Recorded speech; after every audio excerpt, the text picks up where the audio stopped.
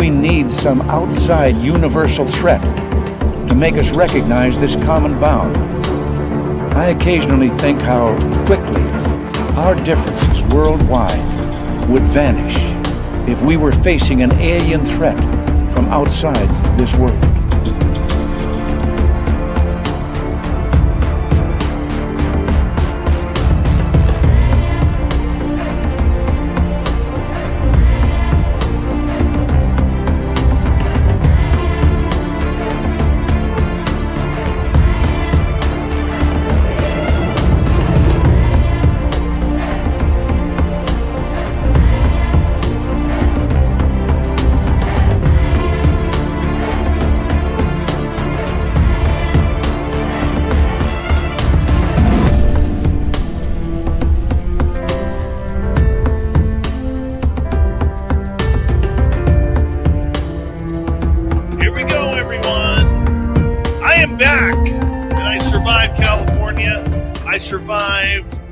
Trips to Taco Bell, and now I'm here with all of you. How are you? My name is Dave Scott from SOR headquarters here in beautiful British Columbia. The snow is melting, and I am excited about this show. Doug Ward is here. Moonshine and monsters all night long. Let's do this thing, shall we?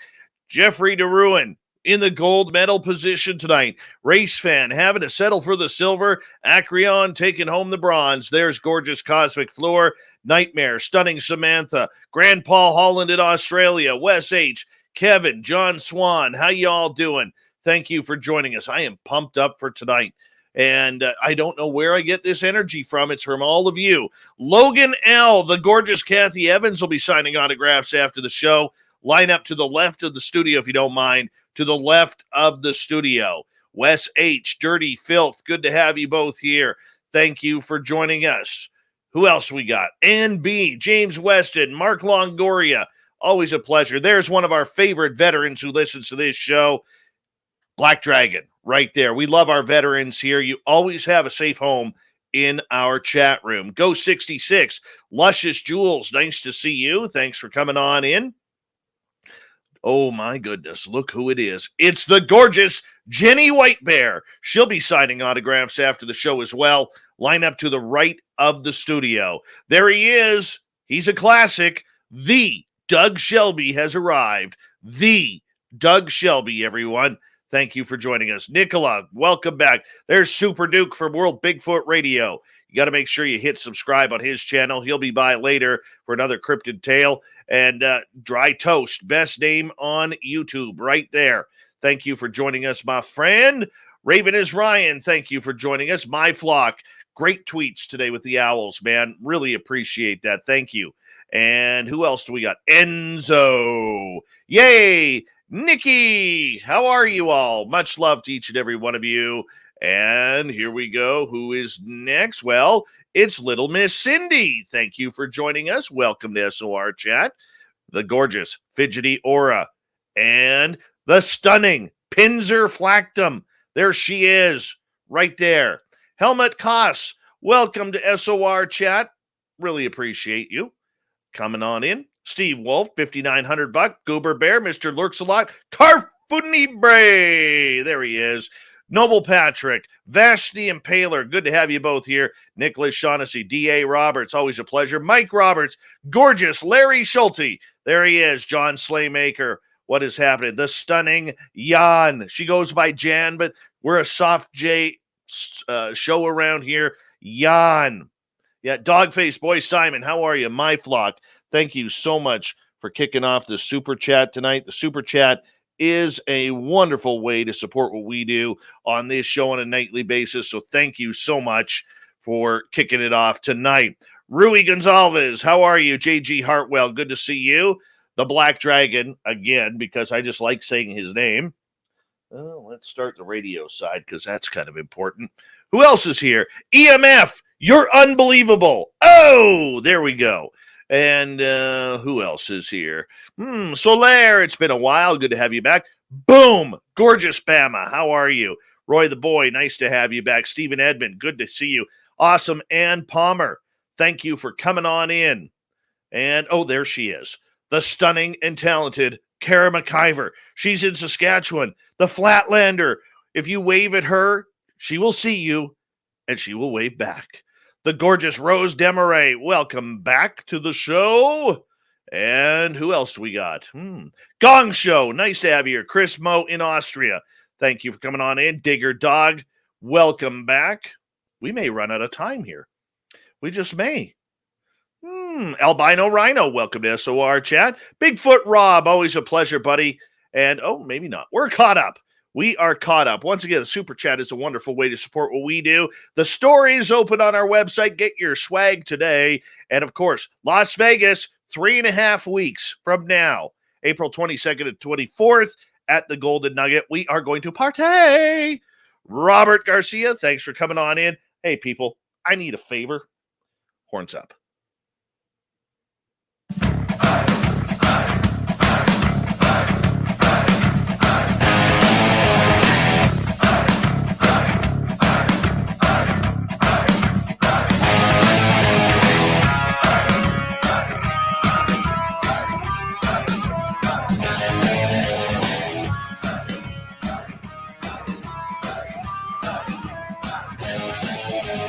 From the mountains of central British Columbia to you listening around the world, this, my friends, is Spaced Out Radio. I am your host, Dave Scott, sitting in the captain's chair of SOR headquarters. We welcome you to tonight's show and our terrestrial affiliates around North America, digitally on Odyssey Radio, TalkStream Live, and KPNL. All of our archives are free. Join us at youtube.com/Spaced Out Radio. Do old Davey the favor, hit that subscribe button. You can follow us on Twitter at Spaced Out Radio, Instagram at Spaced Out Radio Show, and on TikTok at Spaced Out Radio. Our website is spacedoutradio.com. We have a plethora of features for you. Rock out to Bumblefoot. Read Shirky Poo's Newswire. Check out our swag as well. Tonight's show is brought to you by Chive Charities. Help make the world 10% happier by visiting Chive Charities today. You can find them on our website. We got a great action-packed show for you tonight. We're talking cryptids. Doug Ward, my good friend, is here to talk some monsters of the South. We'll probably get into some moonshine as well. Then, in hour number 3, we got another great story from the swamp, courtesy of Swamp Dweller. Super Duke is here with the Cryptid Report. Shirky Poo's got the news as well. Now, Doug Ward, longtime cryptid investigator, fantastic hair all the way down past his chest. I love this guy. Fantastic goatee. He looks like a monster hunter. He looks like he has danced with Sasquatch and taken a couple punches along the way, but that's what makes him big. That's what makes him tough. That's what makes him a monster hunter. Yeah, he searched for everything under the sun and stars, from hidden legends to buried treasures, and werewolves, dogman, chupacabra, and the elusive Bigfoot. Doug spent more than 30 years in the forest looking for any type of research and clues he can find, and believes these creatures exist. But where they're hiding, no one knows. The sightings, though, and the experiences people are having are very real. Let's bring him in here, our good friend, Doug Ward, all the way from down south. Look at that hair, people, if you're watching on YouTube. Fantastic. Doug, pleasure to have you back. It's been way too long, my friend.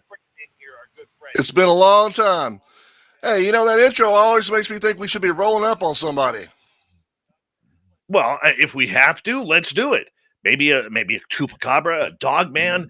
You know, let's roll up on one of them. Show them that we mean business with that intro, man.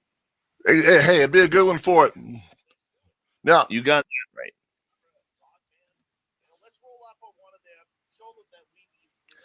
I think we're having a little bit of a delay here with you, my friend. We're having a delay. I'm going to try something to fix this scenario. All right. See what that does. All right. I was having before. I don't like technical difficulties.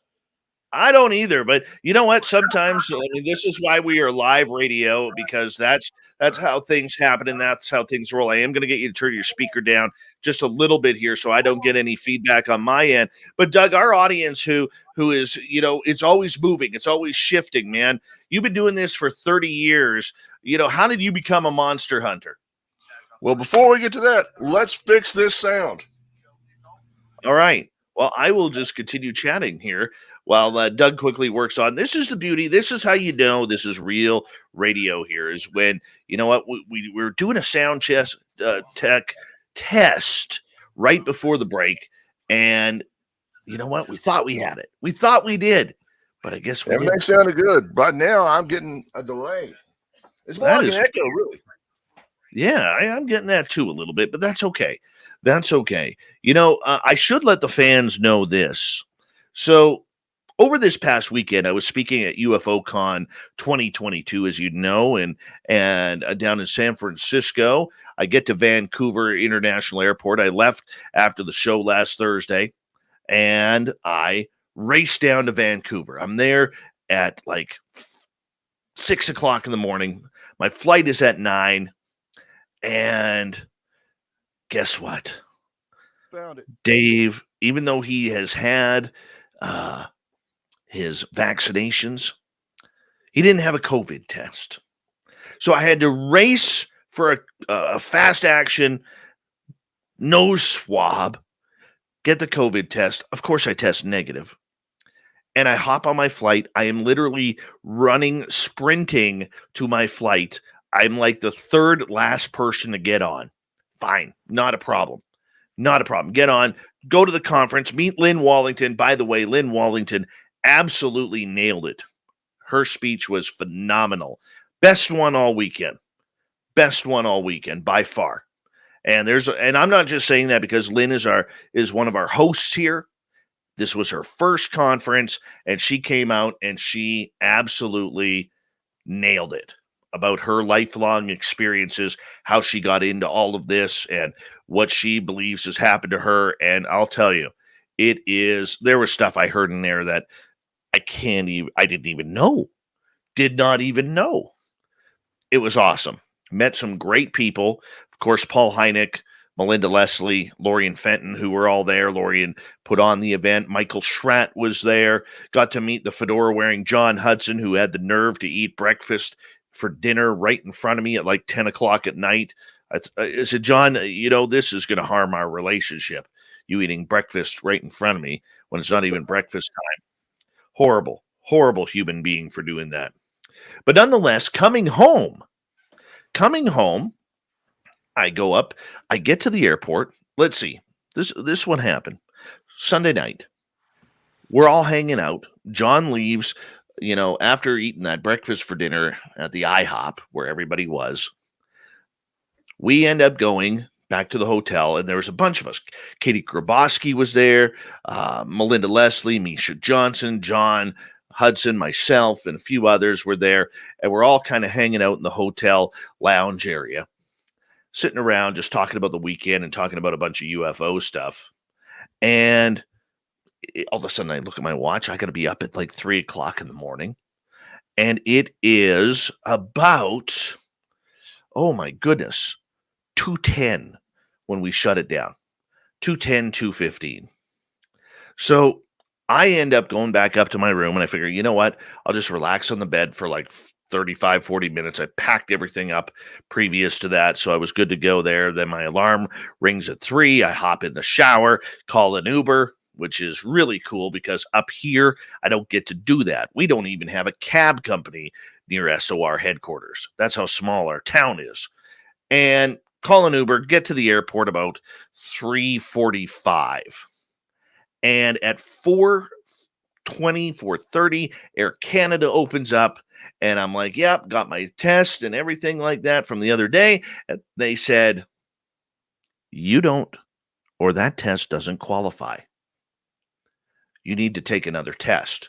You will not be on your flight until you take a test. Here's my pet peeve. Here is my pet peeve with this. Okay, yes, I admit I screwed up. I should have went down to the airport or one of their medical centers there and taken the COVID test the day before. I should have done that, but I didn't.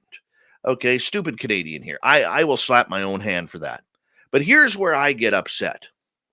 You have international flights going all around the world from San Francisco, and the rapid testing doesn't open until 8 a.m.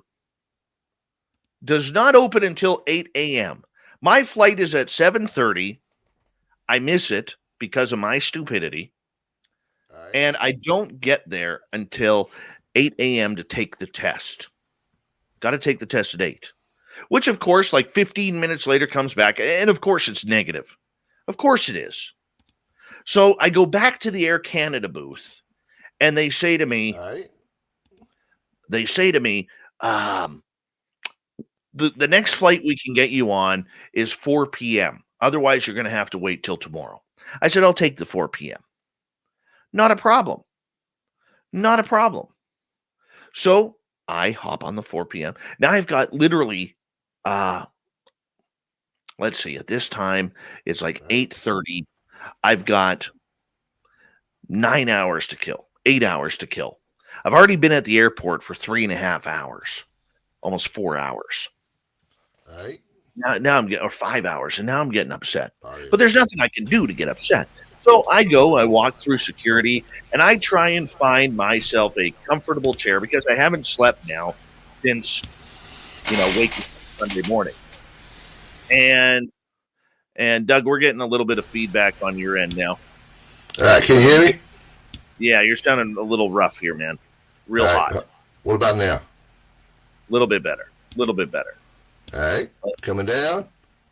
Yeah, that's better. That's better. I'm just going to finish my story here. So I'm sitting there, okay, trying to find a nice place to relax and sleep because I've got like 8 hours to go before my flight.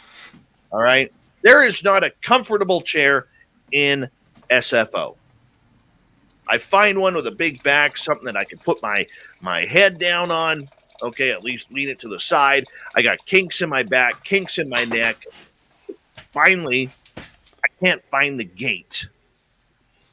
And I'm looking on the sign. Okay, where's all the Air Canada gates? They're in another part of the terminal. So I go down to that terminal. And as I'm looking around there and I'm meandering, I grab myself a burger and everything like that. Then I go back to the big screens in that part of the terminal. And, where'd Doug go? Anyways, we'll continue. He'll be back. I go back to the screen, and it says I have to go back to the other terminal, gate G, get there. I get on in lots of time. Fall asleep on the plane, literally wake up when the landing gear touches in Vancouver. And now we got to go through all this custom stuff. All right, which is I don't get. I don't get. Way too difficult. There's like 6 customs officers in Vancouver, and there's like 1,000 people to go through customs. I'm not even exaggerating on the number, about 1,000. Well, there's an hour, and they don't even ask me if I'm declaring anything. No, I am not. I got nothing. All right. Finally, I get through, and then I get to the shuttle where my vehicle is, and I start to make my way home. And at 3:05 in the morning, I don't even know how I found my driveway at the end. I pull into my driveway, and I literally haul everything in. I'm about to flop onto my bed and realize I forget my phone outside in my vehicle. Now I got to go back outside, grab my phone, and come back in. That's how my night started. Welcome back to British Columbia. I feel safe here. But I learned a lot.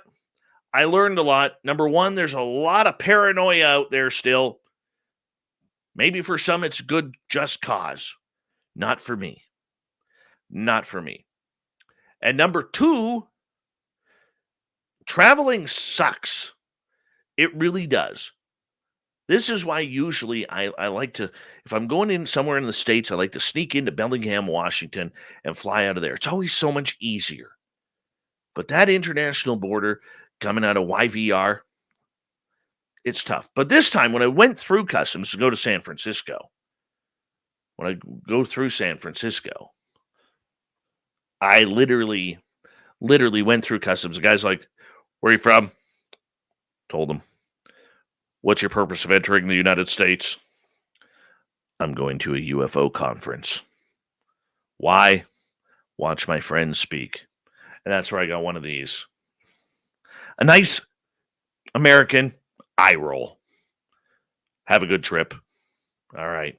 That's where the sprinting started. But lineups after lineup after lineup after lineup.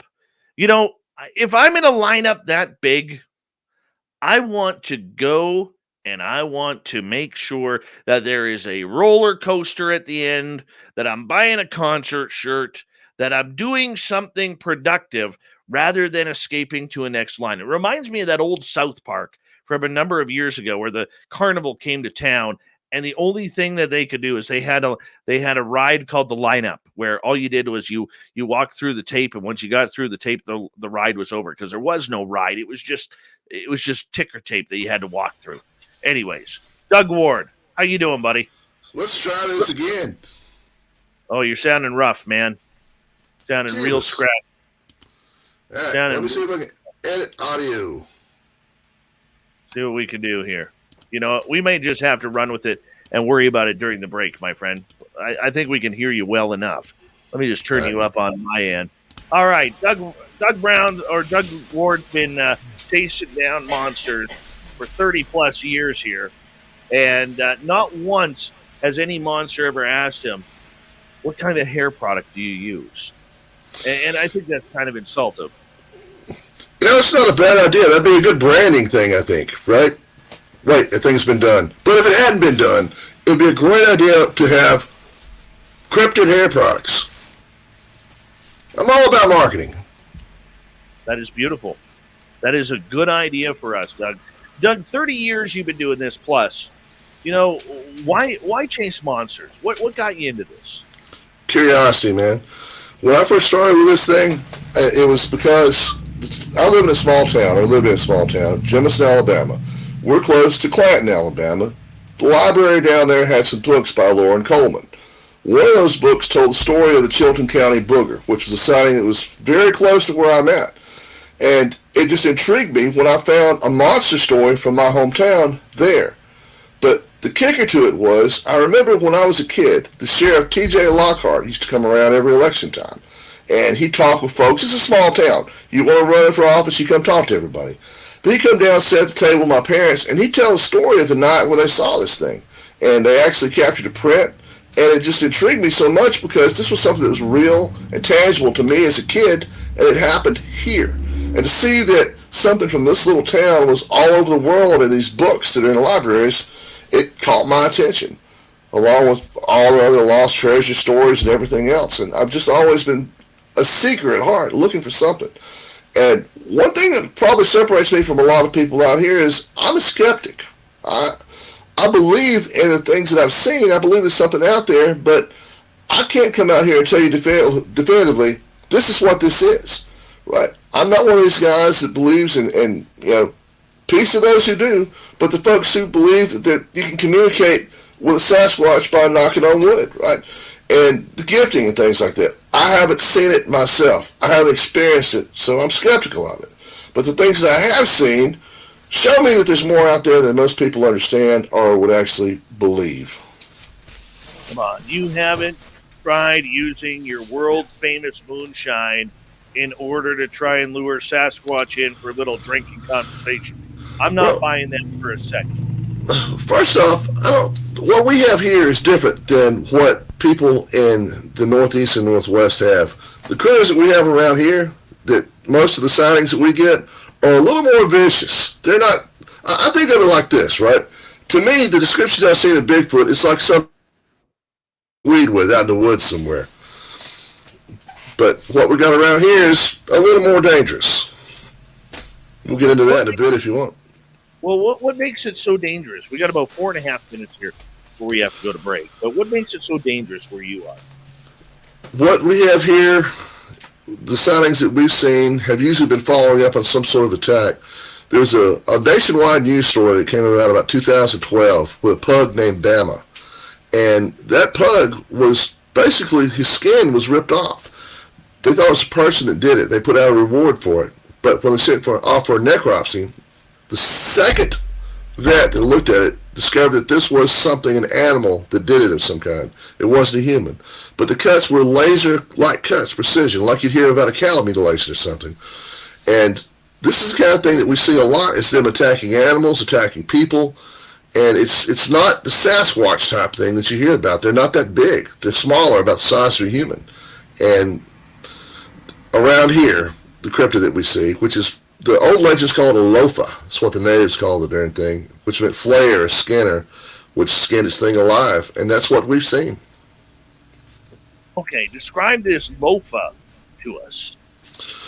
The descriptions we've had, and it also comes across as the Alabama white thing that you've probably heard talks about. There's two versions of that. One's in North Alabama. It's different, like an alien. But what we see around here with the thing, it's usually about the size of a human, maybe a little bit taller, sort of a canine face, hairy. Basically, you're describing a dogman or a werewolf. It's what we're getting a lot of out through here. Oh, man. So, You yeah. know what? There is, for some reason, you know what? I don't know whether I've manifested this or not, Doug, but recently I'm getting the feeling I'm going to run into dogman this year. You're the right spot for it. But here's the more interesting part: is in the last 6 weeks, I have talked to a couple people who've heard about dogman in our area, and then cryptid investigator How to Hunt Steve Ishdahl opens up one of his stories recently on YouTube about dogmen spotted near just outside my town. Dude, it is all falling into place. I can feel it. And I don't know if I want to see one of these things. What we've encountered, what we've seen, has honestly been one of the most terrifying encounters that we've ever had. Now understand, us out investigating something, seeing something is like getting struck by lightning. Again, these guys who are out every weekend and say, oh, I saw something this weekend and this weekend. To me, in my experience, that's not how it works.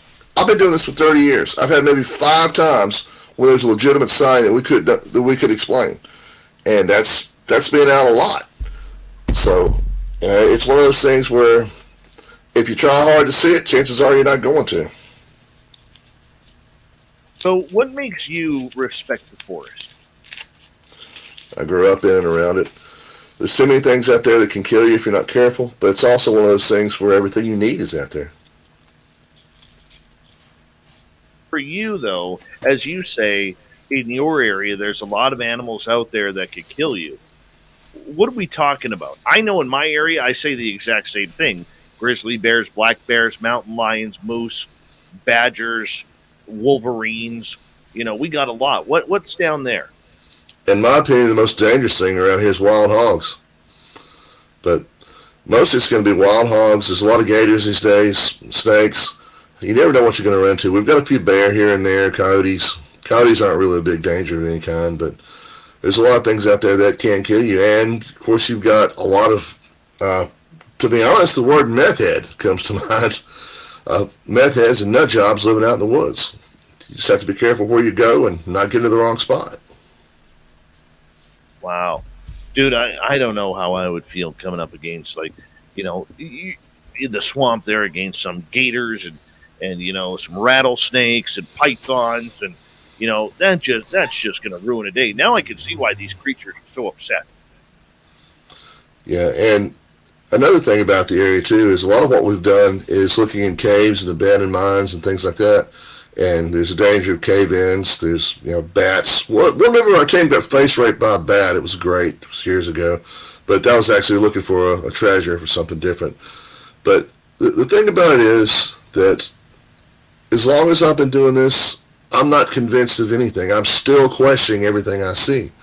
And Good. we've always tried to go into it as scientists, to try and look and find an explanation. One of the biggest calls we get. Let's hold that right there. Hold it right there. We're going to get into Doug Ward's experience. 30 years investigating the bushes of the American South. He's got his gun in one hand, his eyes on the prize, and his moonshine in the other. This is why we love him. Doug Ward on Spaced Out Radio.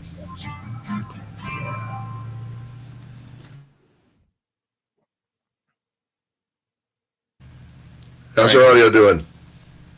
You're sounding real hot. You know, like it's like the wire missing or something, man. How's that? Any better? Hold on, let me turn me up here. Talk? Any better? Yeah, any better? Yeah, can you turn your volume up a little bit? I'm moving it up. Beautiful. Right there. Right there. All right, Perfect. groovy. That's beautiful right there. Yeah, I don't know what happened a few minutes ago, man. The audio and everything just went nuts here for a minute. Logged me off, and so I logged out, logged back on. Hey, that's all right. We got you. We're going to make it happen. All right. I'm going to quickly roll through the chat room here because there's a few people I haven't said hello to. Russell Gill, thanks for coming on in. Mike Roberts, how you doing, man? Good to have you here. Let's see. TMI, thanks for coming on in. And who else is here? The gorgeous and talented Nicole Sakic. There she is. And who else is here? This is going to get me caught up quicker than typing them all out. The lovely Sonia's News. Thanks for joining us. Oh, little Marky Spender. There he is. The guy who says he'll shoot me in the leg just to get away from a grizzly bear himself. Thank you, Mark. That's why we're best friends. Soul Light, thank you for joining us. Damn, Mark Spender. Murray F. Good to have you here, man. And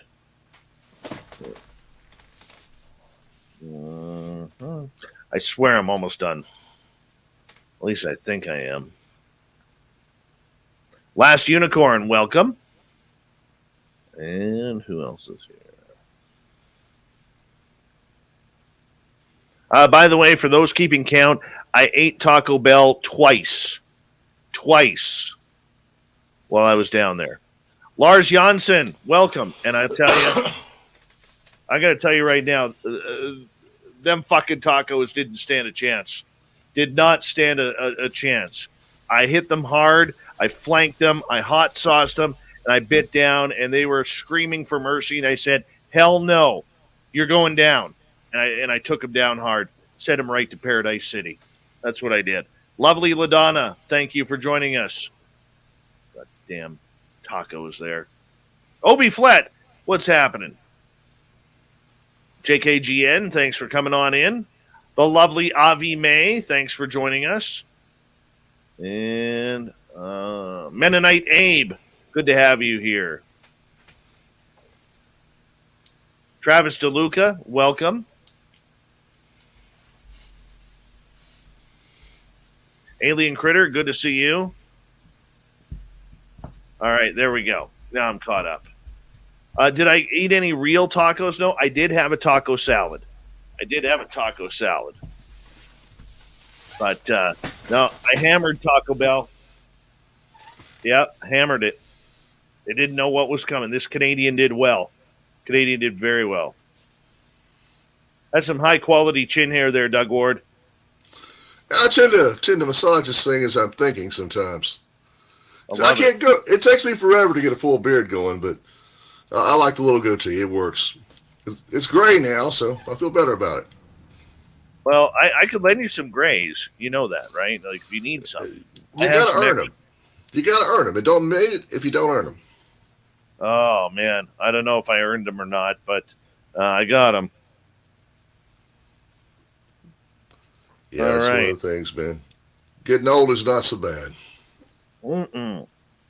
Distinguished. Totally distinguished. John Poe, good to see you. Let's see here. We got about minute 10. Minute 10. All right. It's here. Maybe the chaos is over. We can get into an actual conversation without anything else blowing the hell up. Although I generally like it when things blow up. Yeah, me too.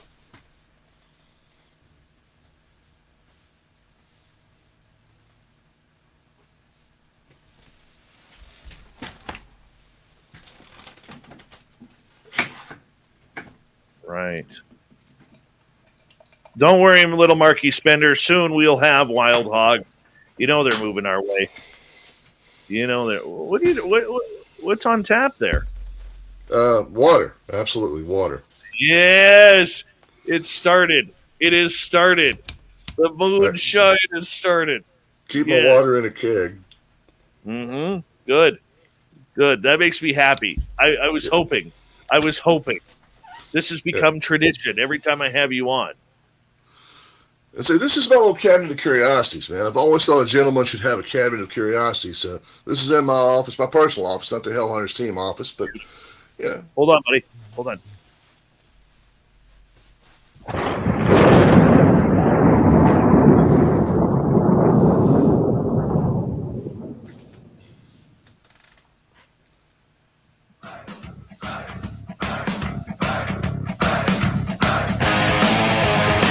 Second half hour of Spaced Out Radio is now underway.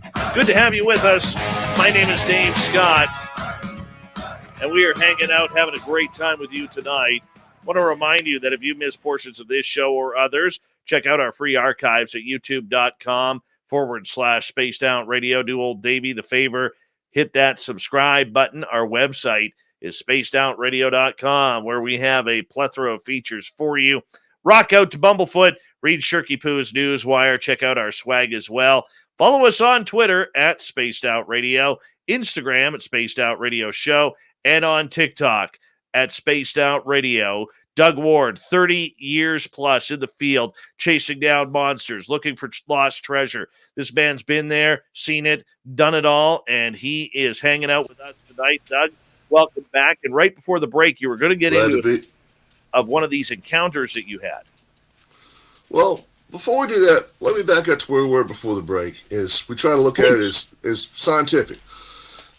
We started for doing this for so long. You know, I led a team of guys called the Hell Hunters, and we got a little bit of a reputation. Matter of fact, if you Google real werewolf hunter right now, we'll be on the top page of Google with some of our pages and crap and all that stuff.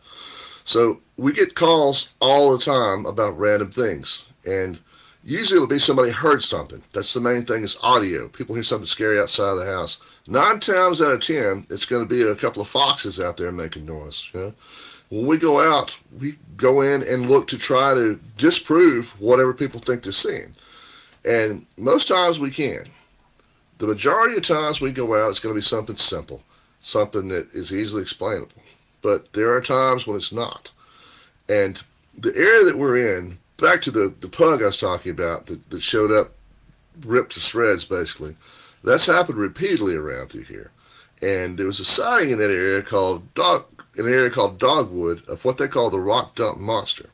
And it fit the same description of the other thing that we're seeing, which is, they call it the Chilton County Booger back in the day. But it fit the description. And we rolled out on it. We spent about 2 days out there. And we weren't there. The way we had to roll in is we brought everything to the edge of the trail, and we had to hike in for about 4 miles. And it's sitting on top of these abandoned coal mines.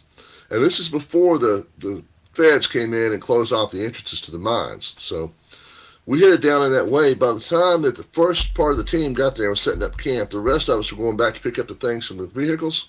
They'd already had a sighting of some kind. And it was just out of the corner of the eye, something brown. But the whole night that we were out there, man, something was circling around our camp. We caught a couple of things on infrared. They set off we had alarms set around the camp, around the perimeter. When we camp at night and shut everything down, we always alarm the area. But whatever this thing is was just ticking off the alarms. Boom, one over here. Boom, one over here, like it was circling us.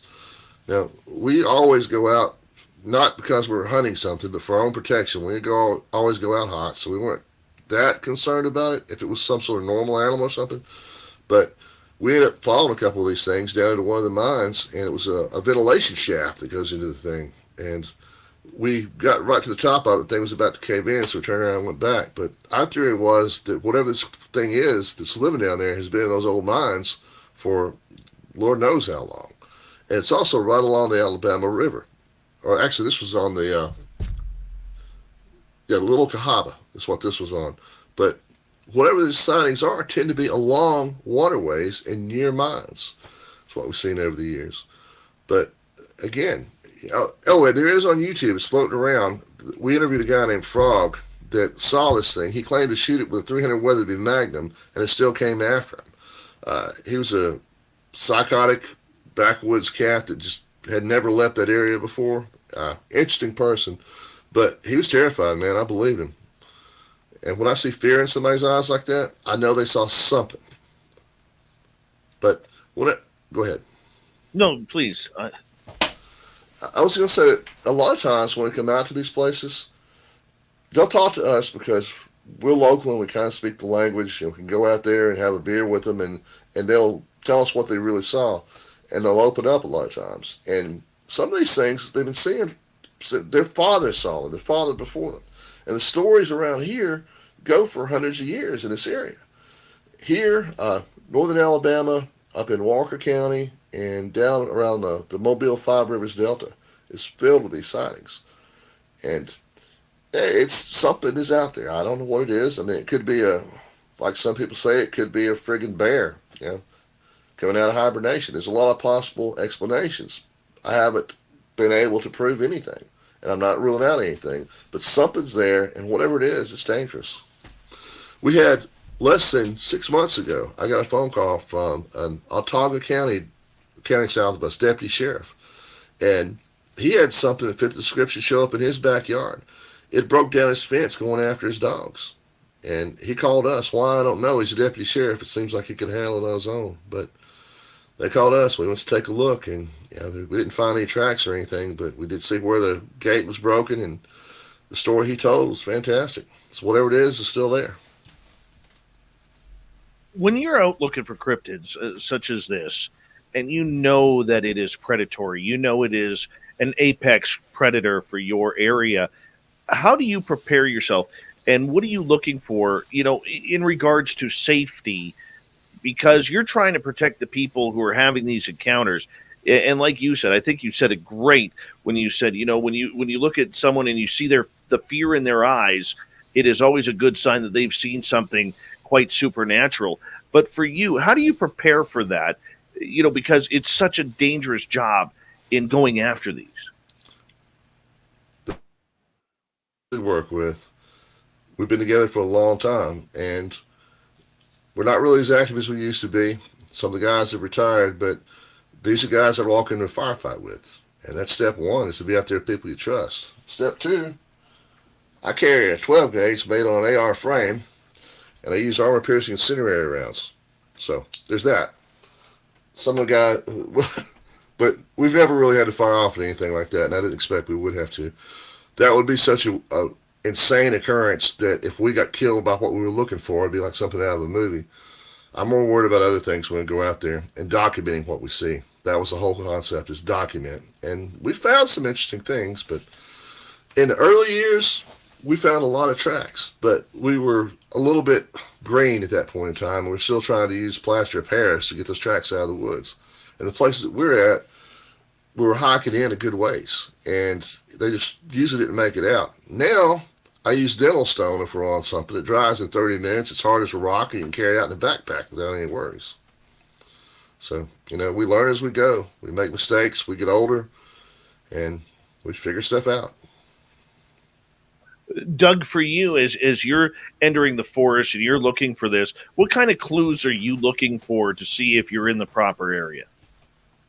Well, the first thing I want to know is the person who's telling me what they saw, right?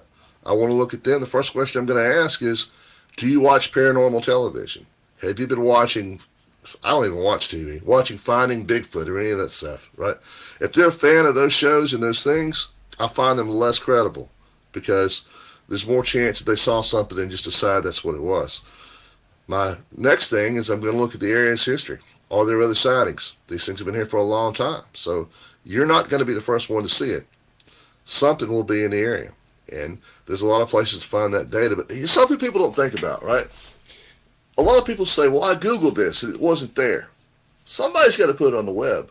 And there are thousands and thousands and thousands of old dusty courthouses with old newspapers and old reports in them that haven't been brought on the web for any reason whatsoever. And we spent a lot of time in those. And this is not like romantic like it sounds. It's not like television. You're out there for hours and hours and hours, bored out of your mind most of the time. And then the back research is you're getting, like I say, old dusty courthouses and places that are just boring as heck. But it's worth it because when something hits, when that moment of adrenaline comes, it's worth it. And it feels good. It's fun. And How close have you come to one of these creatures? 30 feet.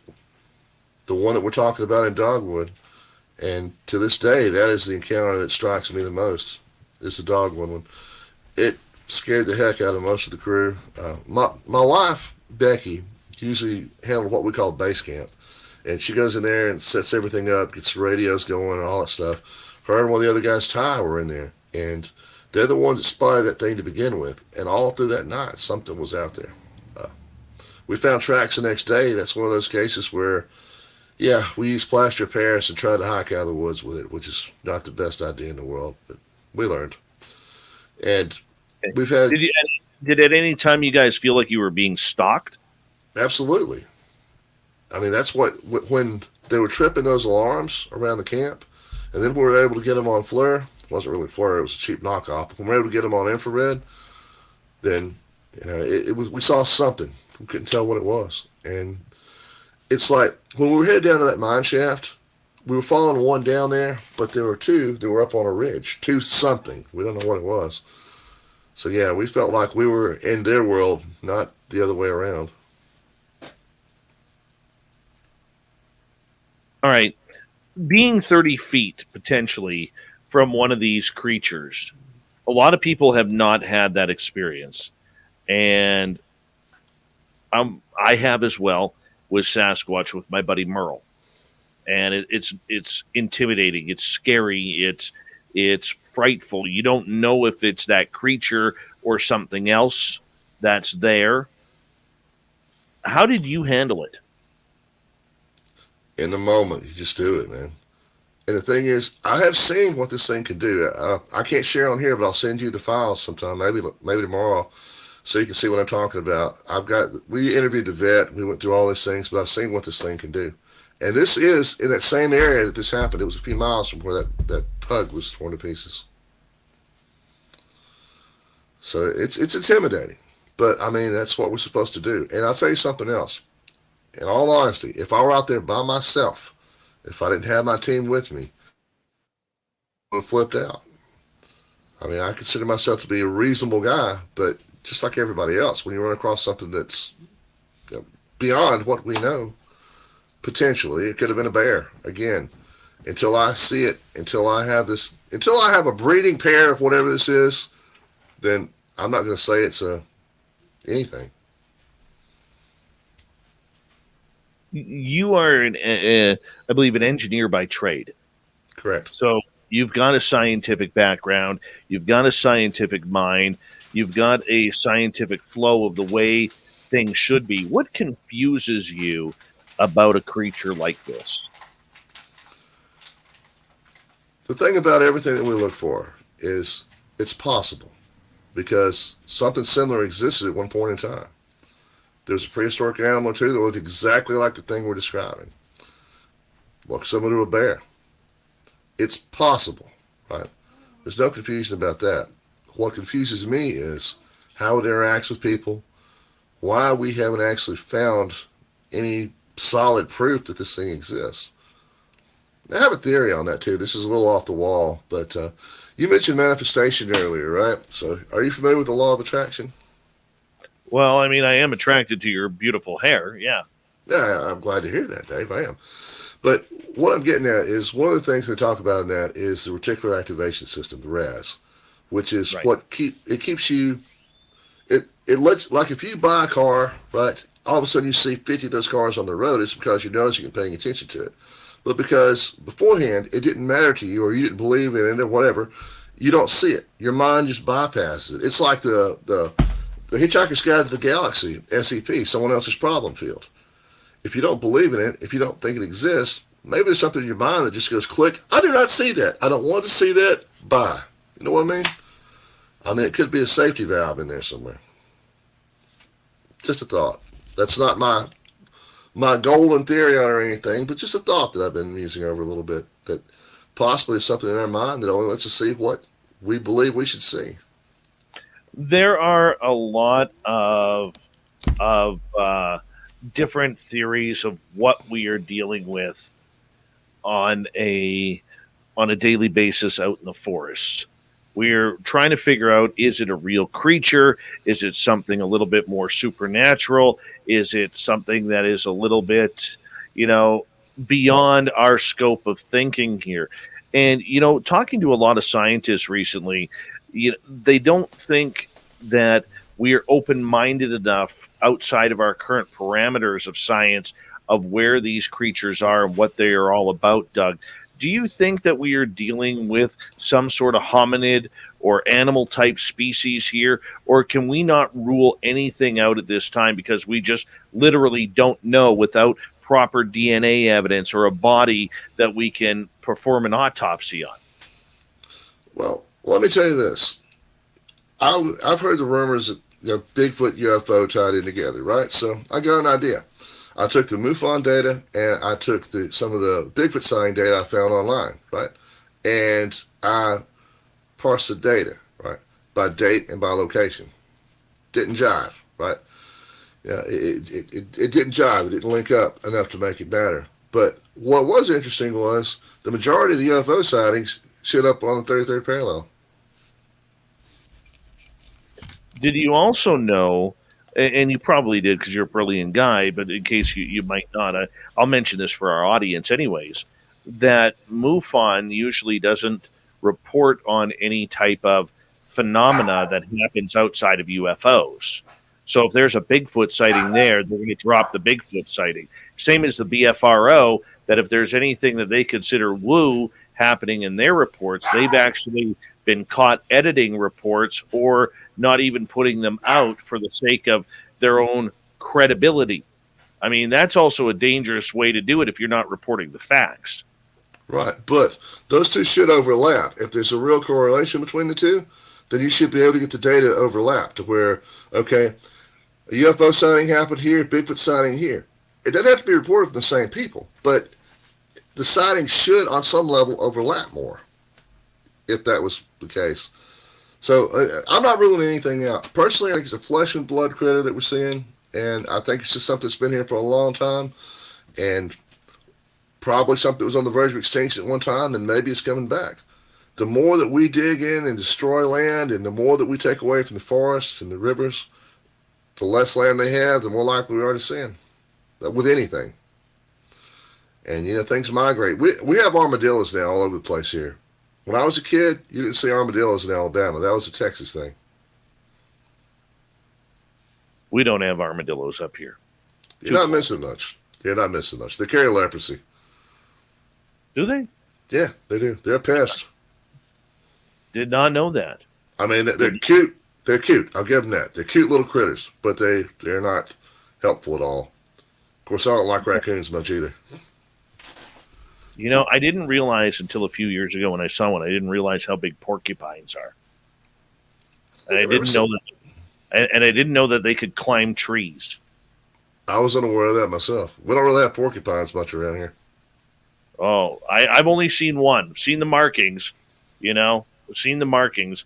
I go out in the forest a lot with my good buddy. He's in the chat room, Timber Hunter.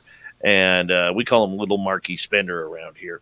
And this dude here has opened my eyes and my world up in the forest so much in order to kind of gain that forest knowledge. And I feel like I'm in kindergarten while he's in post-secondary, graduate school for the forests. And I just keep everything he says, man, I just keep listening to him.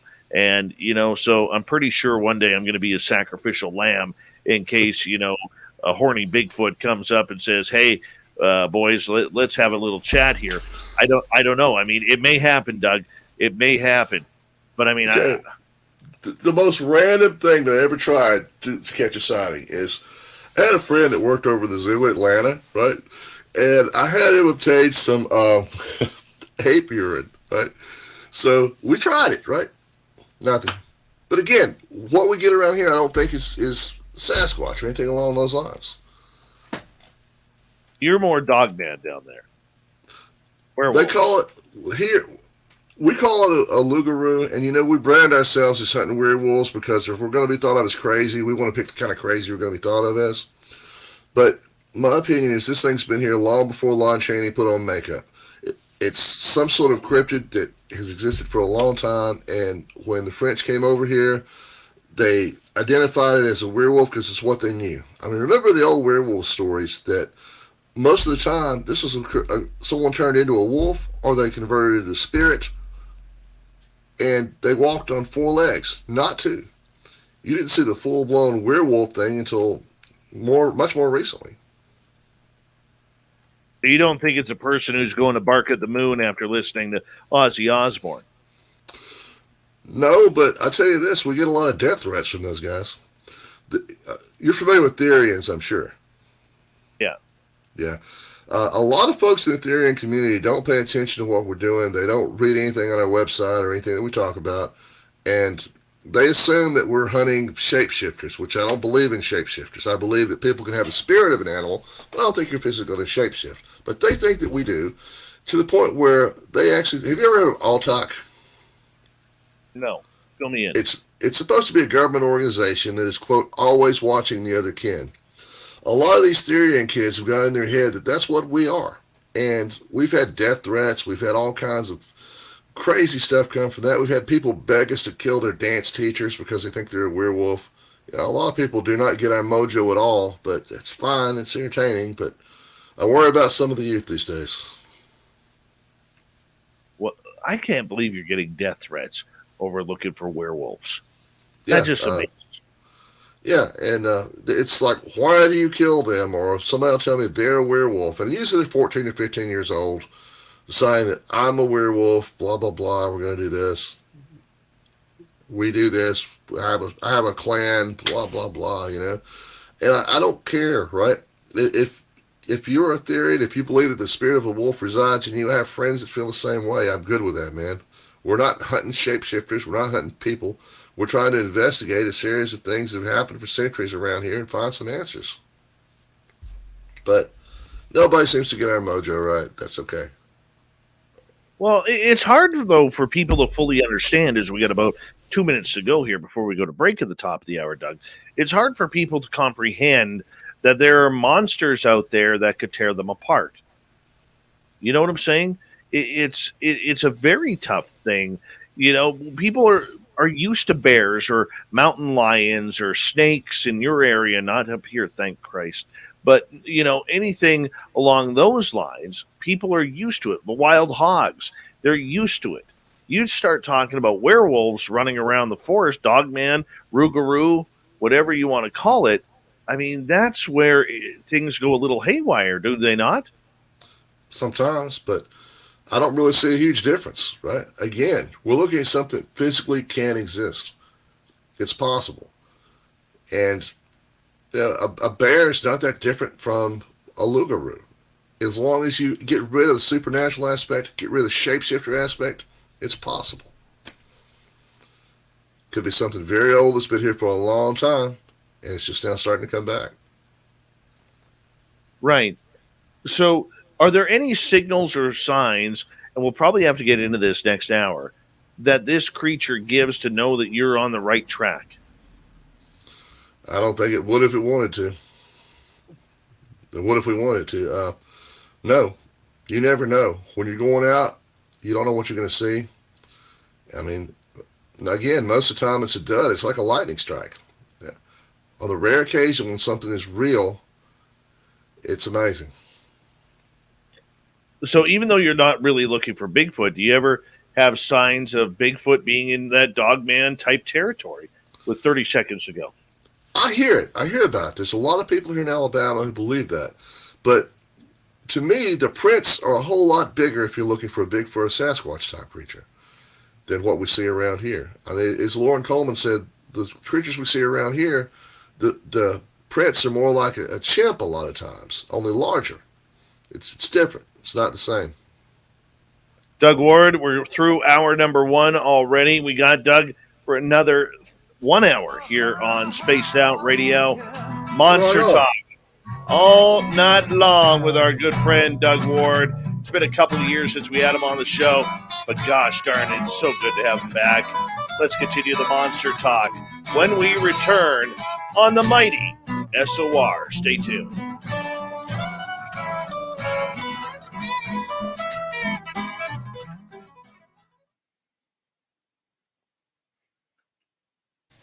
All right, we're clear.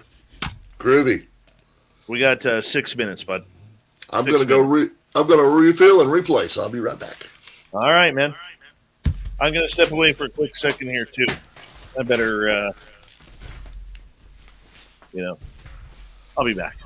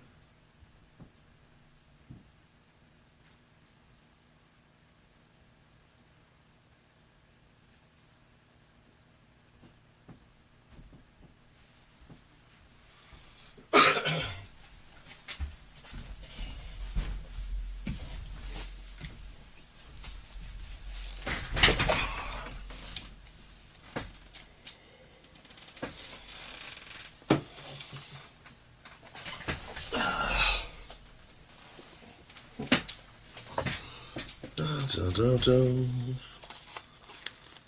All right. Dave's not here.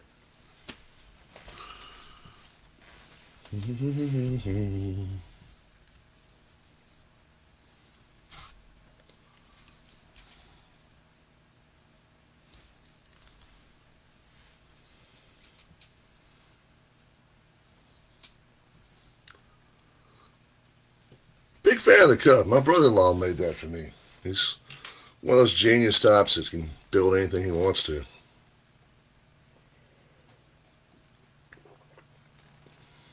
Good for holding all kinds of things.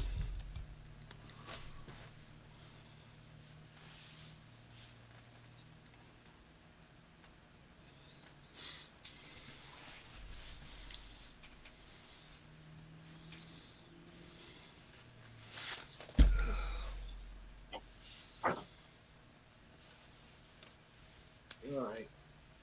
I'm back.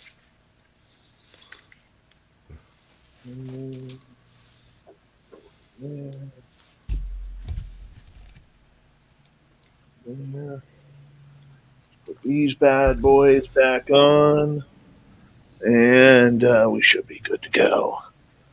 Excellent. And we got a couple minutes left, brother. All right. Yeah, I can't bring. I wish I could watch the chat, but I can't see the chat from here. So, if you go up in your right-hand corner of your screen, you will see private chat, and then there you go. Now, unfortunately, you can't type in there, but you can see what's going on in the chat room. Excellent. Hey, so some of my people are in here. Very good. Yeah, man. And I hope we do enough for them to hit subscribe and hang out with us. We're here 7 days a week. Thank you, Candy, for that awesome super chat. Very much appreciate I'm coming back tomorrow. Of SOR. Laura looking lovely tonight. Al Menial, how you doing? Welcome back. Let's see who else has arrived here. My Flock again with another super chat. Thank you so much, my friend. Really appreciate your support of SOR. And let's see. There's Jim Goodall. He'll be in Vegas in just a few weeks' time, hanging out with us, talking UFOs and Area 51. Love it. I'm so pumped up for our fan get-together in Las Vegas, April 22nd to 24th. If you want to come, you're invited. Everyone's invited. Noel Mosley, welcome to SOR Chat. Thank you for joining us. Judy of Gaul, welcome back, looking lovely. And who else is here? Gina Ryan Bearfighter, welcome to SOR Chat. And there, we're caught up. We are caught up. There. I'm good, man. This is good stuff. Good crowd tonight. Good crowd. Judy was asking about Goatman, and here in Alabama, that is an actual person. But some people used to talk about sheep squatch as being that here, and I don't put a lot of stock into it. But yeah, the legend here means something else, and we're just talking about up the bridge up there. Well, we'll get into some Goatman. We can do that. We got time. We got 25 seconds here, my friend. Then I'm going to reintroduce you and the show.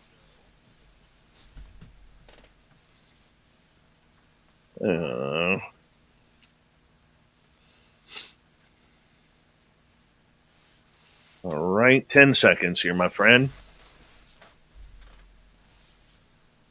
And here we go.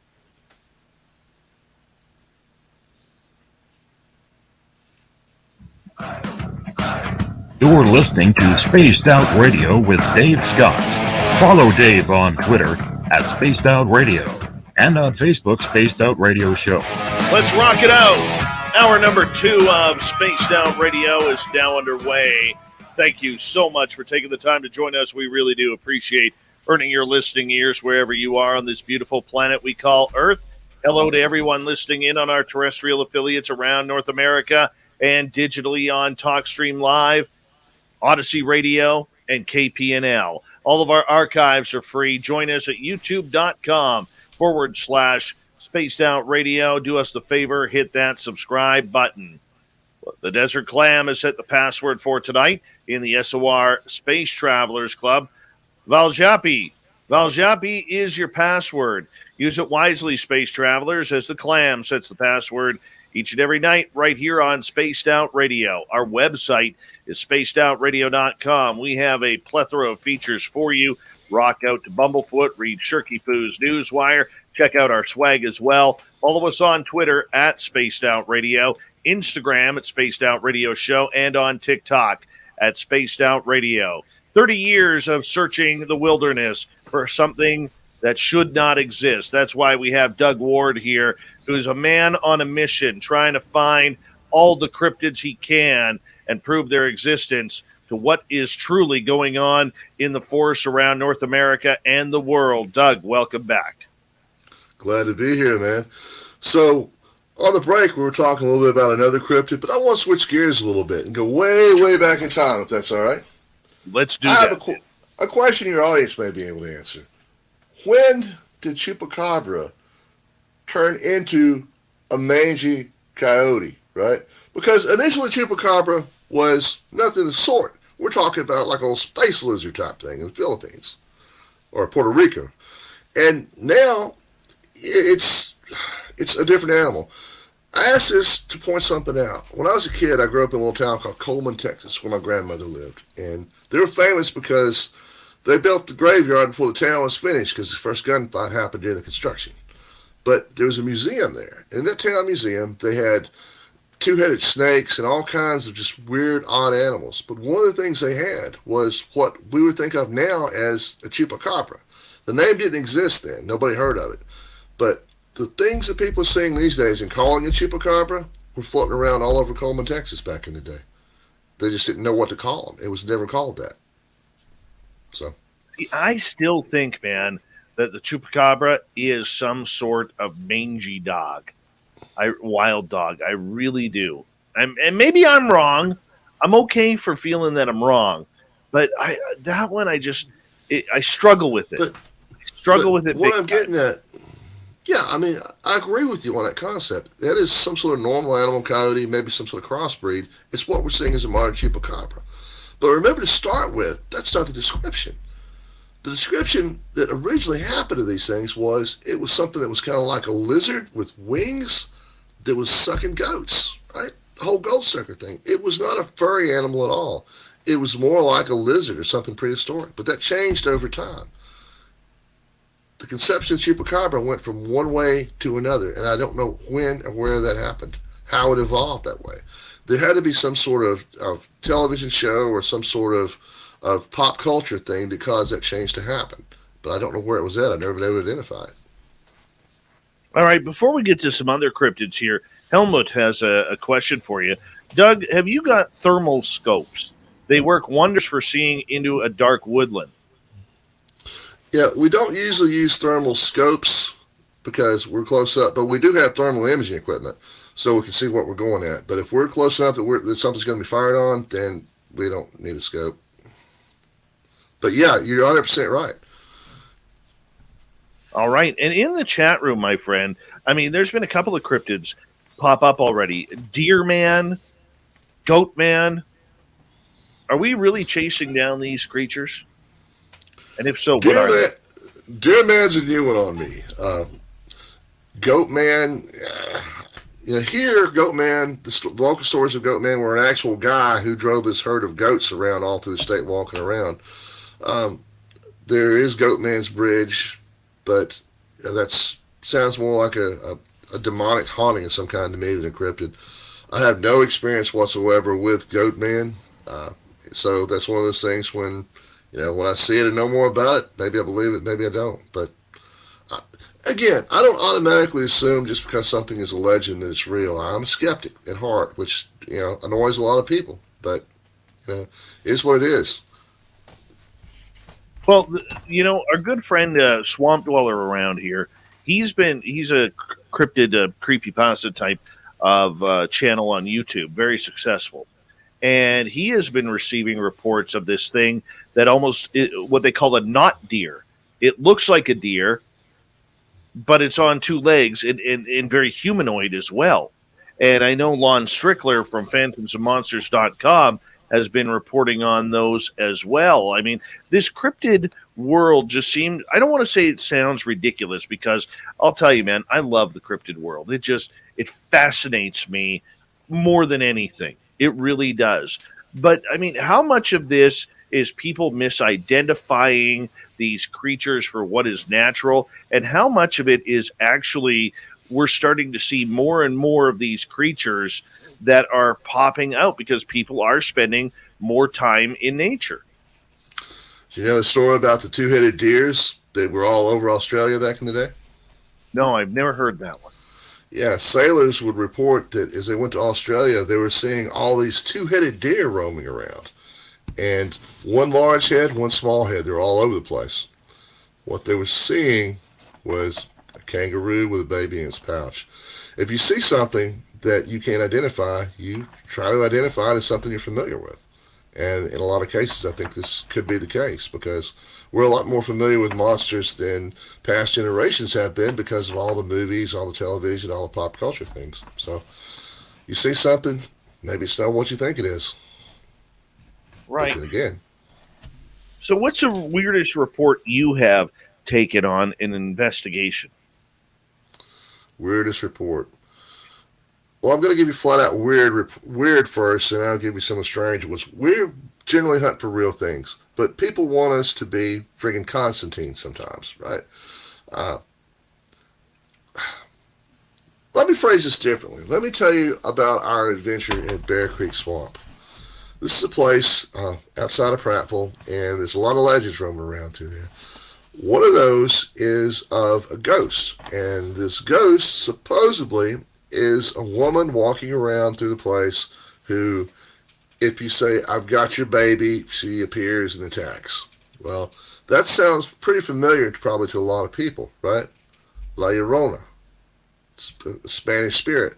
We couldn't figure out why there was a Mexican ghost supposedly hanging out in a swamp in Alabama until we started looking around. That story comes from a lot of the Aztec and the Toltec legends way back in the day about conquistadors who came in eventually when it got to the Aztecs and the Mayans, conquistadors coming in.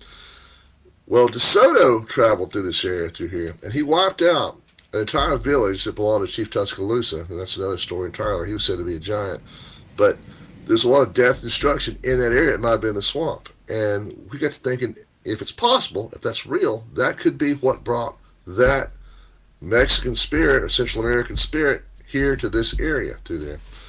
We were looking for something else. We were looking for a lost treasure legend down there. But we went down into the swamp area and we set up camp. All of us headed deeper down into the area. And we got about 4 miles in and all of our radio communication cut off. It's the middle of the day. Right? We are attacked by swarms of black flies to the point where you can't see 3 feet in front of you for the flies. These are stinging flies. All our radio gear goes out. All of a sudden, from out of nowhere on a sunny day, it looked like something out of a horror movie. A thunderstorm comes rolling in. There's no rain, just black clouds and lightning and thunder comes pouring over us to where we're at the top of the swamp where it just got black. We weren't geared for dark. We turned around and got out of there. But the whole area down through there has just got a lot of bad mojo to it. If you look, the news report shows up every so often about a bunch of baby dolls that are put out there. Somebody's trying to do a little voodoo to raise that spirit out through there. But it's a creepy place. There was a murder there a couple of years ago near where we were at. And the guy drove, he was a gardener, drove the woman he worked for out there, killed her at one spot right there where we were at, and doesn't remember any of it. Went to prison claiming he was innocent because he didn't remember doing it. The place is extremely creepy, and there's a lot to it. Wow. I mean, is that the type of place where in that type of forest a person could lose their mind very easily? Quickly. I mean, it's a terrifying area through there. It's not a big area, mind you. It's probably 20 miles square total. But it's got something out there, man. That's one of those places where I have felt something. And I don't get a supernatural out, man. That's not my mojo. But what I saw there, yeah, I believe. Gloria is asking, do you think Mothman is still around? You know, Mothman is an incredible story, right? The whole thing. But sightings of similar creatures have happened here in Selma, Alabama, in Chicago, all over the place. So, you know, I don't know what Mothman was. I have no idea. But from the descriptions we've had and the legends about the events it foretold and caused, I'm not saying I believe in aliens, but if I thought Mothman was anything, I would think that Mothman was an alien. Don't quote me on that. That doesn't come off as a cryptid feel to me. I'm going to now. Of course. I'm totally going to now. Let's go to Nicola here. Do you have the Gugway down there? The Gugway are said to be more of a hybrid of very angry Sasquatch. If a Gugway's about 6 foot tall and will rip apart your flesh, yeah, we got him. Different name. You're describing a lofa.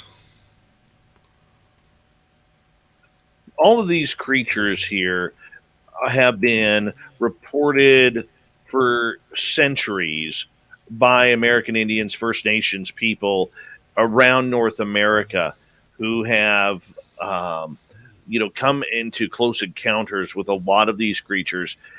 How much do you believe that the research, or pardon me, the historical factor of these creatures is being ignored because we're not looking into the American Indian First Nations history regarding them? That's a lot of it, but it was also a lot of settlers who came here saw the same thing. I mean, this has been going on forever. But back then, we didn't have internet, we didn't have radio, we didn't have TV. If you saw it, it'd be local, and those stories would remain local for the most part. And that's what we've got. You have the same stories told all over the country, up in your neck of the woods as well, and they're told on a local area, right? So this thing spreads like wildfire. The same thing showing up over and over and over again in different legends by people who've never heard of each other makes it sound more plausible to me. Do you think that from a scientific point of view that we are not doing, and I realize that science has nothing to do with legends, so if my question sounds a little bit ridiculous, that would be why. But I mean, do you think from a scientific point of view that because we're not listening to a lot of the legends or following what has been said over the centuries that maybe we're potentially missing out on pertinent information to proving the existence of these creatures? I think the only way we're going to prove the existence again is if we find a breeding pair. That's it. You can bring up a body of one and it'll be an anomaly. The only way you're going to find an existence, prove the existence, is to find a breeding pair.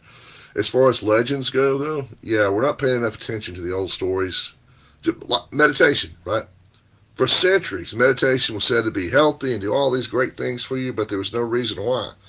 Now, in modern times, we know that it releases chemicals that you need to lower your blood pressure and does a lot of great things for you. We have scientific basis for it now. And that happens a lot of times. The legends turn out to be true, particularly in medicinal things and the things that our grandparents and great-grandparents, all the things that they taught and believed, a lot of times it's more true than false. I don't see why it wouldn't apply to this too. As much fun as it is to chase down these creatures and to be able to call yourself a monster hunter, because that is just the ultimate title, do you want to solve these mysteries? Because it would take all the fun out of it once they're proven. It's too many mysteries, man. We solve one, there's another one down the road. Remember, we don't just do... I am most known for hunting for the Loop Guru or werewolf, dogman, whatever you want to call it. That's how I'm most known, for Project Lupine. But that's a small fraction of what we do. So yeah, we'll solve one, move on to the next one. The one I really hope we solve, though, and I know where the biggest hoard is the KGC treasures. Because if we ever solve that, you won't see me again. I'll send you a postcard from the Bahamas. But, you know. Okay, you got to tell us this treasure story. Well, the KGC is... most people know that legend. It's a Civil War secret society that supposedly stashed enough gold to start another war after the Civil War failed. They were trying to create a golden circle around Cuba, and they were horrible people. They were terrible, but they had a lot of gold, and they buried it. We actually have found 2 locations that are probable KGC hoards. We found, through a lot of tracing, a lot of digging through caves, a lot of digging through old graveyards, a lot of digging through old books and things like that. We discovered that in Demopolis, Alabama, in 1912, treasure was dug up there that was KGC hoard. It would have been worth something like $200 million today in gold through that. So they found one through there. There's supposed to be 2 in the state. The second one, there's a famous hoard called the Brentwood Hoard that's supposed to be buried somewhere south of Nashville. And I'm pretty sure that that's right in Centennial Park in Nashville through there, because there's a lot of signs that point to it. It's too complicated and too long to get into details. I need a board back here with some red string on it going here, here, here, here, here, here. But the thing was real. And I know of one that's been found. I think I know where the other one is. But it's a fun adventure. It's always fun to look for gold and look for treasure. I came this close to the San Saba Silver Hoard as a kid on the Santa Ana Mountain in Texas. Somebody dug up a silver cross several years after I was there, probably 100 foot from where I was looking. No way. Yeah. That close, yet so far away. Yeah. Seems to always be how it is. But, man, it's about the chase. It's the adventure. It's the fun. Right? I want to solve mysteries. That's what we're here for. But the whole point is that adrenaline rush when you're on the trail of something. And when you make something go click, like when, this ties into this, which ties into this, maybe this is the solution. It's like putting a puzzle together. Living along the Gold Rush Trail up here, there are hundreds of stories of buried gold and buried treasure up here that, the stories would go up and down the trail that there's robbers or looters coming up at a certain checkpoint or wherever. And a lot of the prospectors, if they were heading back down to the United States or wherever they were going, would literally hide their gold, go to the area to make sure it's clean, and then go back for their gold to come back. But some of that gold has never been found. I mean, I could just imagine how much gold is sitting out there right now, underneath an old tree or an old tree stump, or buried in the ground that's now been covered by a century of dirt and foliage. I mean, it's unbelievable. Yeah. The Headless Valley up in your neck of the woods, not real close, but it's up there. You know what I'm talking about? The Yukon? Yeah, the Nahanni Valley. Yes, that's always been on my list and on my radar. I just like to see it and see the place. But there's all those stories about strange creatures up in the area and lost tribes and people losing their heads and all that. That would be a good adventure. Well, apparently they don't allow people into that area.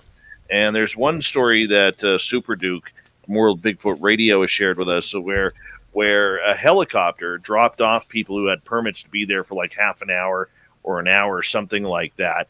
And the helicopter dropped them off, pulled back to altitude, started to fly away, saw something, came back, landed, and told the people, get back on here. We got to go. It's not safe for you down here. Wow. Yeah. That'd be an adventure. I want to go in there hot for that one. But, the gold thing, we have, like I told you last time, this is the first time I've ever been able to really talk about some things I've been on with you, because we were under contract with some random production company, because people see this stuff and they're like, I want to film you. And then they come up and they show up and then they want to film some completely BS story that's not even legit. Reality TV is the least real thing I think I've experienced. It's much less real than some of the creatures that are out there, I can tell you that. I believe in sheep squatching when I do reality TV. Gee whiz. What were some of the stories that you weren't allowed to tell before that you can now open up about? We got about 3 minutes. Well, that hunt was one of them, because the hunt with the KGC stuff, we were in Selma, Alabama when all this stuff was going down. And again, it's a complicated story, but we were searching all over town. There are tunnels underneath the town of Selma, and no one knew what they were there for. But the old stories were that the KGC put tunnels in all of the southern towns they were going to be working in to be able to put ammo, to move troops, move people around, and to store gold. Jesse James, one of the members of the KGC, had always come to Selma, Alabama. Nobody knew why. They said it was to meet a girl, but he was known to be a happily married man. And there were a lot of other members of the KGC that were in that area through there. The graveyard down through there is filled with signs and symbols and different things that involve those secret societies. The whole town it's a mess on a lot of things, but the whole town is like a flashpoint for change and for history. I don't know why, but that was one of the last stands in the Battle of the Civil War through there. Okay. Yeah. Okay. But that was something like 65 miles east of where that treasure hoard I was talking about was found. Okahaba, the town that used to be the capital of Alabama, is a ghost town now. And that's one of the areas where we found some of the graveyard clues that led us to a cave that was filled with bats. It's a long, rambling story, and I can't really break it down the way I'd like to, but there's a whole lot going on down here as far as history and legends and stories that are just phenomenal. It's like a place at a time sometimes, and it feels like it's like an echo of the past is in this whole area down through here. That's one of the things I love about it, is when you walk into an area of these old towns, it just feels like you can just hear those whispers of another time. Dude, it's so similar up here in northern Canada, where there's a lot of so many small towns, and every small town has their own secrets. They really do, whether they're ghost towns or whether there's still people who've been living there for generations. My question to you is, and we may have to carry this answer into the next break, as we're about 36 seconds to go here. So I'll let you think about this, and we'll get to the answer after the next break. But do you think a lot of these cryptids are actually guarding the gold, or guarding the old cemeteries, or guarding these old towns, almost like guardians of the area, or the stories and legends that are around them? And Doug, I'm going to get you to hold on. I want you to think about that. We'll answer that question. I mean, I'm not trying to build up the suspense here, but we got to go to break. That's just Awesome. where we are. This show is flying on by. Doug Ward is here. Fantastic hair, great mustache and goatee combination, all built for 30 years of searching for monsters in America's South. He's one of the best. Straight shooter, looking for the scientific evidence of what's happening in America's forests. Hey, the cryptids don't seem to mind when Doug's around. Spaced Out Radio continues right after this.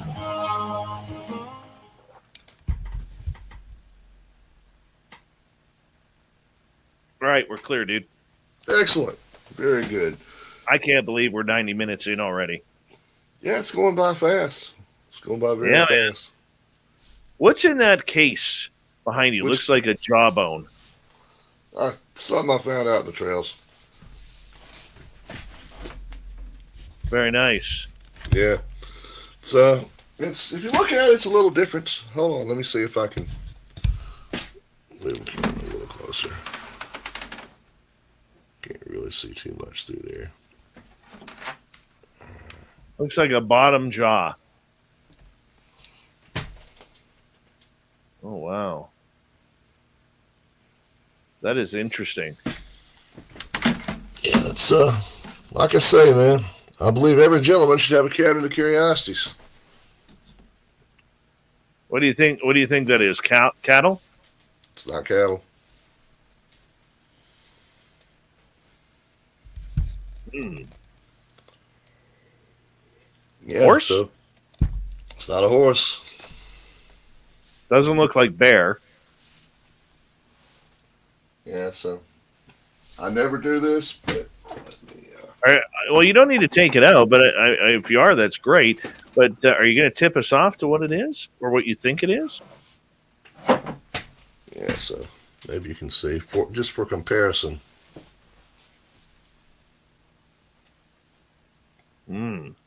Yeah. I have no idea what it is. I'm not making any claims whatsoever.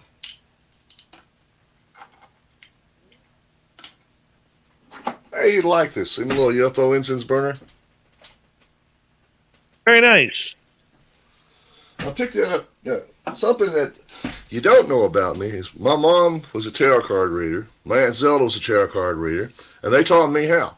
So on the weekends, on Saturdays, I sometimes do tarot card readings and I also do a little hypnosis and some other things at a little place called Sky Pocket there while we're off air. They've got this and all kinds of random cool-ass stuff down through there. I stock all kinds of weird shit from them.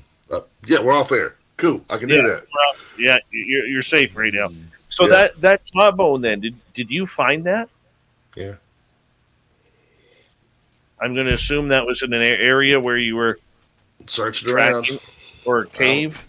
I don't know. No, it was actually out in the woods, but I have no idea what it is. I make no claims to it, and it has not been tested. So, but it's not something I saved as a specimen. Going, oh, this is some bizarre thing. Yeah, it's big tooth. That's what it is. It's big tooth. One way to I put it. got a lot of random junk around here. What's with the doll? Oh yeah, the doll. Creepy, isn't she? Pretty weird. A little Yeah. creepy. Some lady thought it was haunted, so hung on to it. There you go. We How got much about time? 2 minutes. How long? 2 minutes? Okay. Yeah. Yeah, I mean, I keep souvenirs every now and then, and it's kind of hard not to. But again, we get called into supernatural stuff too, or I get called into supernatural stuff sometimes too, because people assume you do one thing, you do it all. Very true. I still think it's all tied together, brother. I do. It's possible. I really do believe that. And every time I think about it, I get more and more convinced. I don't rule anything out. I believe what I can see.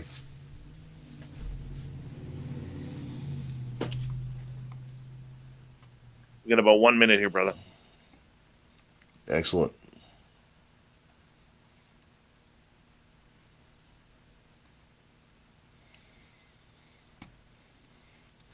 Looking over the chat room. Hey, Upper Mobile County down through there. Yeah, Mobile Wolf Woman. That's a famous Alabama story. Well, we can get to that once we come back. And I want to say a big thank you tonight to Flock for your tremendous support of SOR. Phil Astralis, and Ed Clater, Doug, Kira, Candy, thank you so much for all the super chats tonight. Very much appreciate your love and support of SOR. It really makes a difference in what we do on a nightly basis, so thank you so much. The store is open on our website, spacedoutradio.com, and we're going to get going here in about 5 seconds.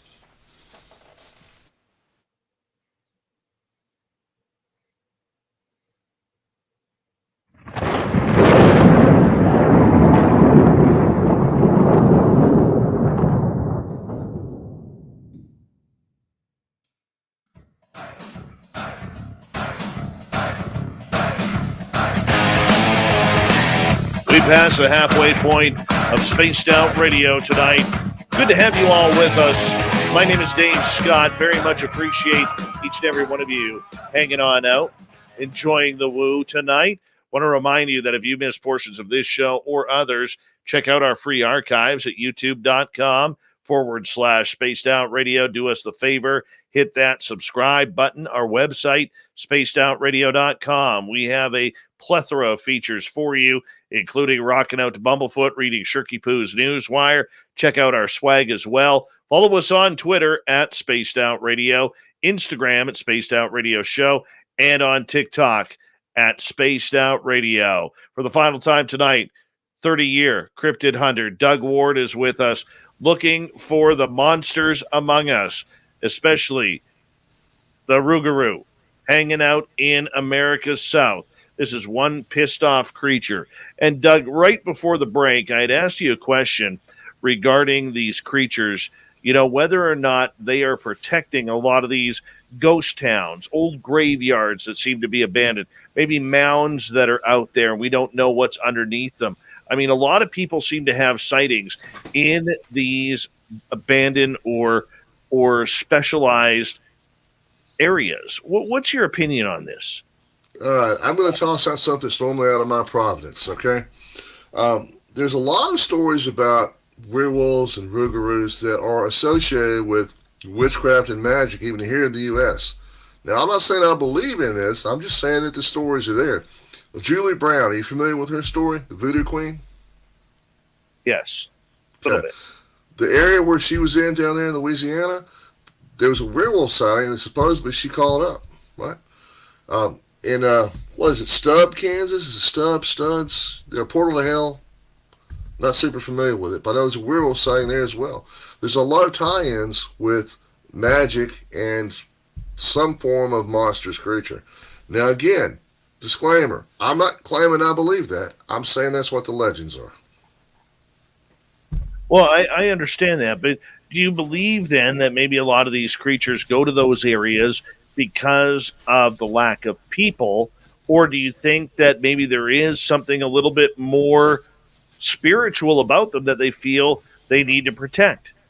I do think it could be a combination of both of those, because a lot of the things that we've seen have been in areas where there are Indian mounds or there are other things that you could consider to be a sacred place.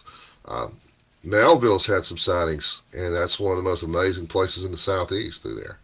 So yeah, that's possible. The whole place is a necropolis. It's odd, but yeah, I think that there is a possibility that they could be attracted to that sort of spiritual energy. So I'll give that a maybe. The creatures that you were hunting for outside of the Rougarou or werewolf, whatever you want to call it, what other types of cryptid creatures are being seen in your area? Obviously, there is the Sasquatch, there's the Rougarou, but are there any others? I mentioned the Alabama white thing earlier, which generally most people think of as like an albino Rougarou type thing. But the creature that you see around Huntsville, Alabama is the Alabama white thing. It looks more like an alien being of some kind. According to the legends, it's bald, small, moves around in kind of weird ways like an animal running along on four legs, but it has a human body. That's one of the weirder ones out there. There's been a lot of sightings of that, and there's actually a Facebook group where there's tons of sightings reported over that thing, pretty regular. So that's one of them, but it's not one that we look after. I mean, remember, I have not just been based in the southeast. We went up to Burkittsville, Maryland, looking for snallygaster at one point in time, and that was a fun hunt. The locals there actually believe in the snallygaster and believe it exists. from what I read from the other newspaper accounts, it sounded more like just a story put out by the newspapers just to boost circulation. But Teddy Roosevelt was going after the darn thing. And All right, let's get to Sovereign's question here. Supposedly, the Spanish were able to program cryptids to guard their gold. Do you know of this legend? That's a new one on me, but that might be completely plausible because some of the areas we were looking at do have a lot of history with the Spanish. Acreon would like to know, how do you feel about caves? Can't there be something under us, even a city? Birmingham, Alabama is filled with caves underneath it. There's waterways, there's an abandoned lake up through there. The majority of the cities in the South have tunnels at least under through there. So yeah, absolutely. Caves we had some experience in. My last time in a cave was a place down here close to the river. The river here is dammed, and when you let the water up, this particular cave fills up with water. And you don't ever know when they're going to release a dam. So we were down there. We have one person by the dam, another person with a radio because cell phones wouldn't work out through there, and me and D. Williams down in this cave looking for lost gold. We found a couple things. We found some Masonic symbols of some kind that were down there that were embraced into the wall. We chiseled one of them out, and that was a trip that D got face raped by a bat. It was interesting. So, caves, yeah, take them or leave them, but yeah, they're all over the place. Not a Here fan in the of South, caves. anyway. Not a fan of caves. I'm the kind of guy who'll get stuck in one, and that'll be the cave that has some, really upset bear that woke up way too early from hibernation. That's my luck. They're not fat boy friendly, but the good news is there's not a lot of snakes in most caves. There are exceptions. Not going in. Sorry. If there's snakes, not going in. No way. No way. What do you do when you're in an area where you know these creatures are and you're about to investigate? Do you bait the area at all, trying to lure them out? And I'm not saying with food, but maybe with tones or drums or whatever the situation may call for. We've used urine. We've used ultrasonic sound. We've tried a few things, but nothing we've ever had success with for real. So, how do you create a sighting? Can you even create your own sighting? What do you mean? Well, like, for instance, if you're out there trying to lure them to you, almost using yourselves as bait. Remember what I said earlier. It's like a lightning strike. Yeah, it's something that happens so rarely that I don't think you can create it. It's going to happen when it's supposed to happen. A lot of American Indians and First Nations believe that with these sightings, Doug, that you can go looking for them and they won't show you. But if they want you to see them, they will show you. Do you believe in that? Yeah, I concur. Why does that sound so plausible? They know that if these things are real, they know that area a whole lot better than we do. That's their home. It's like if you come into my house, you might not know exactly where I'm at while I'm pointing whatever I'm pointing at you. It's their home. It's their place. They know it better than we do. Have you been close to trailing one and then all of a sudden, poof, it's gone, vanished? Yes, and that was the time I mentioned earlier about when they went across the edge in the air duct for the mines. We couldn't cross it. What frustrates you about this whole phenomena? About the phenomena, not a lot. It's fun. I enjoy it. I don't blame you. Nicola would like to know, do you carry any type of weapon on you when you're out there? Personally, I carry a 12 gauge on an AR frame. My buddy Russ carries an AK-47R and AR-15. My wife's got an assorted pistol or two. We always have somebody with a longer range rifle, usually 303 Enfield. It varies. I mean, we have access to whatever we need. So yeah, we're usually armed with enough firepower to take over a small country when we go out. What do you think then about these stories from other areas where people have shot at dogman and hit it, and it's never gone down. That's not just stories from the other area. Remember the interview I told you about earlier with the guy named Frog? He said that he was up on the Cahaba River, close to where we were at in Dogwood, and he saw one coming at him, the white thing, the white one as he called it, came at him. He shot it with a 303 Enfield. No, he shot with a 300 Weatherby Magnum, and it kept coming. He ran back to his truck and got out of there. He left his hunting dogs there, and he said he actually urinated all over himself trying to get out of there. And when a grown man, an old school, rough and tumble country guy tells you he was so scared he urinated all over himself, I'm inclined to believe him. How come these creatures can just leave so little evidence? I mean, it's easy to find bear markings. It's easy to find deer markings. It's easy to find porcupine or moose or whatever animals are territorial to your area. Yet with these creatures, it's extremely difficult. Bears are not really native to this area anymore, but we still get them coming through here, right? But I don't know if anybody's ever run across a dead bear in the woods. Same thing with cougars. Cougars are not really native to this area, but we see them on game cameras all the time. Don't know anybody's found a dead one in the woods. So, same concept. There's a lot of territory out there, and, most people that are out in the woods are walking along a trail of some kind. You're not just walking through, stumbling through the brush, as a rule. So, there's a lot of brush to cover and very few of those things. How many people do you think it would take on an expedition to actually encircle or to try and drive one of these creatures out in order to see it? 100? Okay. No, that's kind of a sticky subject. I got in a little trouble with the wife and the rest of the team a while back because we actually had a sighting that was the edge of a swamp, and I had this brilliant plan, I thought, to take care of this, right? We had these, I want to say it was 37 millimeter tear gas launchers, and my plan was, here's what we do. We just launch tear gas into the swamp, and we gas it, and try to drive it out the other direction. And whatever it is, we should be able to see on the other side. But they vetoed that in a heartbeat. So we've also taken lasers, and we've used green lasers, and I had 4 or 5 of them, like on a vehicle that was a dirt road that was going by the area that we're at, and shine those out through there trying to drive something through it. But none of it's ever worked. As far as people go, it depends on the people now, doesn't it? Do you think you'll ever be able to prove this in your lifetime? Not unless I find a breeding pair. You're not about killing. No.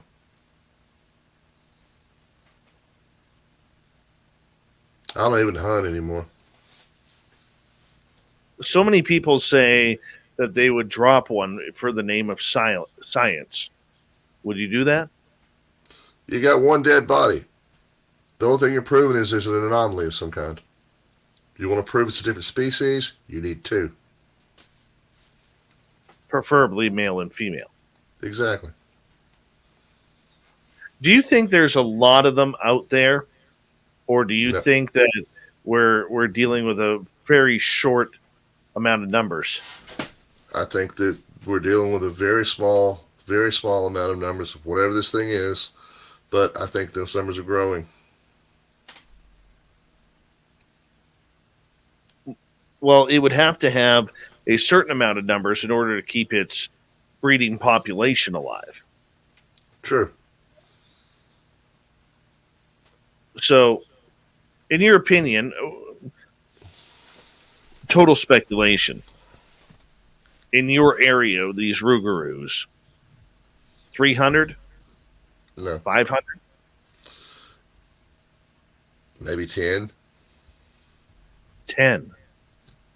Yeah. If they exist. It's not a lot of them, but they're growing.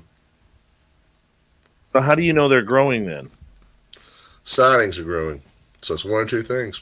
Either there's more of them, or we're encroaching more upon their areas. Now, I have a random question, right? Sure. Oh, we're live at Apache Junction, right? Yes. I'm wondering if there's anybody in the chat room from Apache Junction that can answer a question for me, right?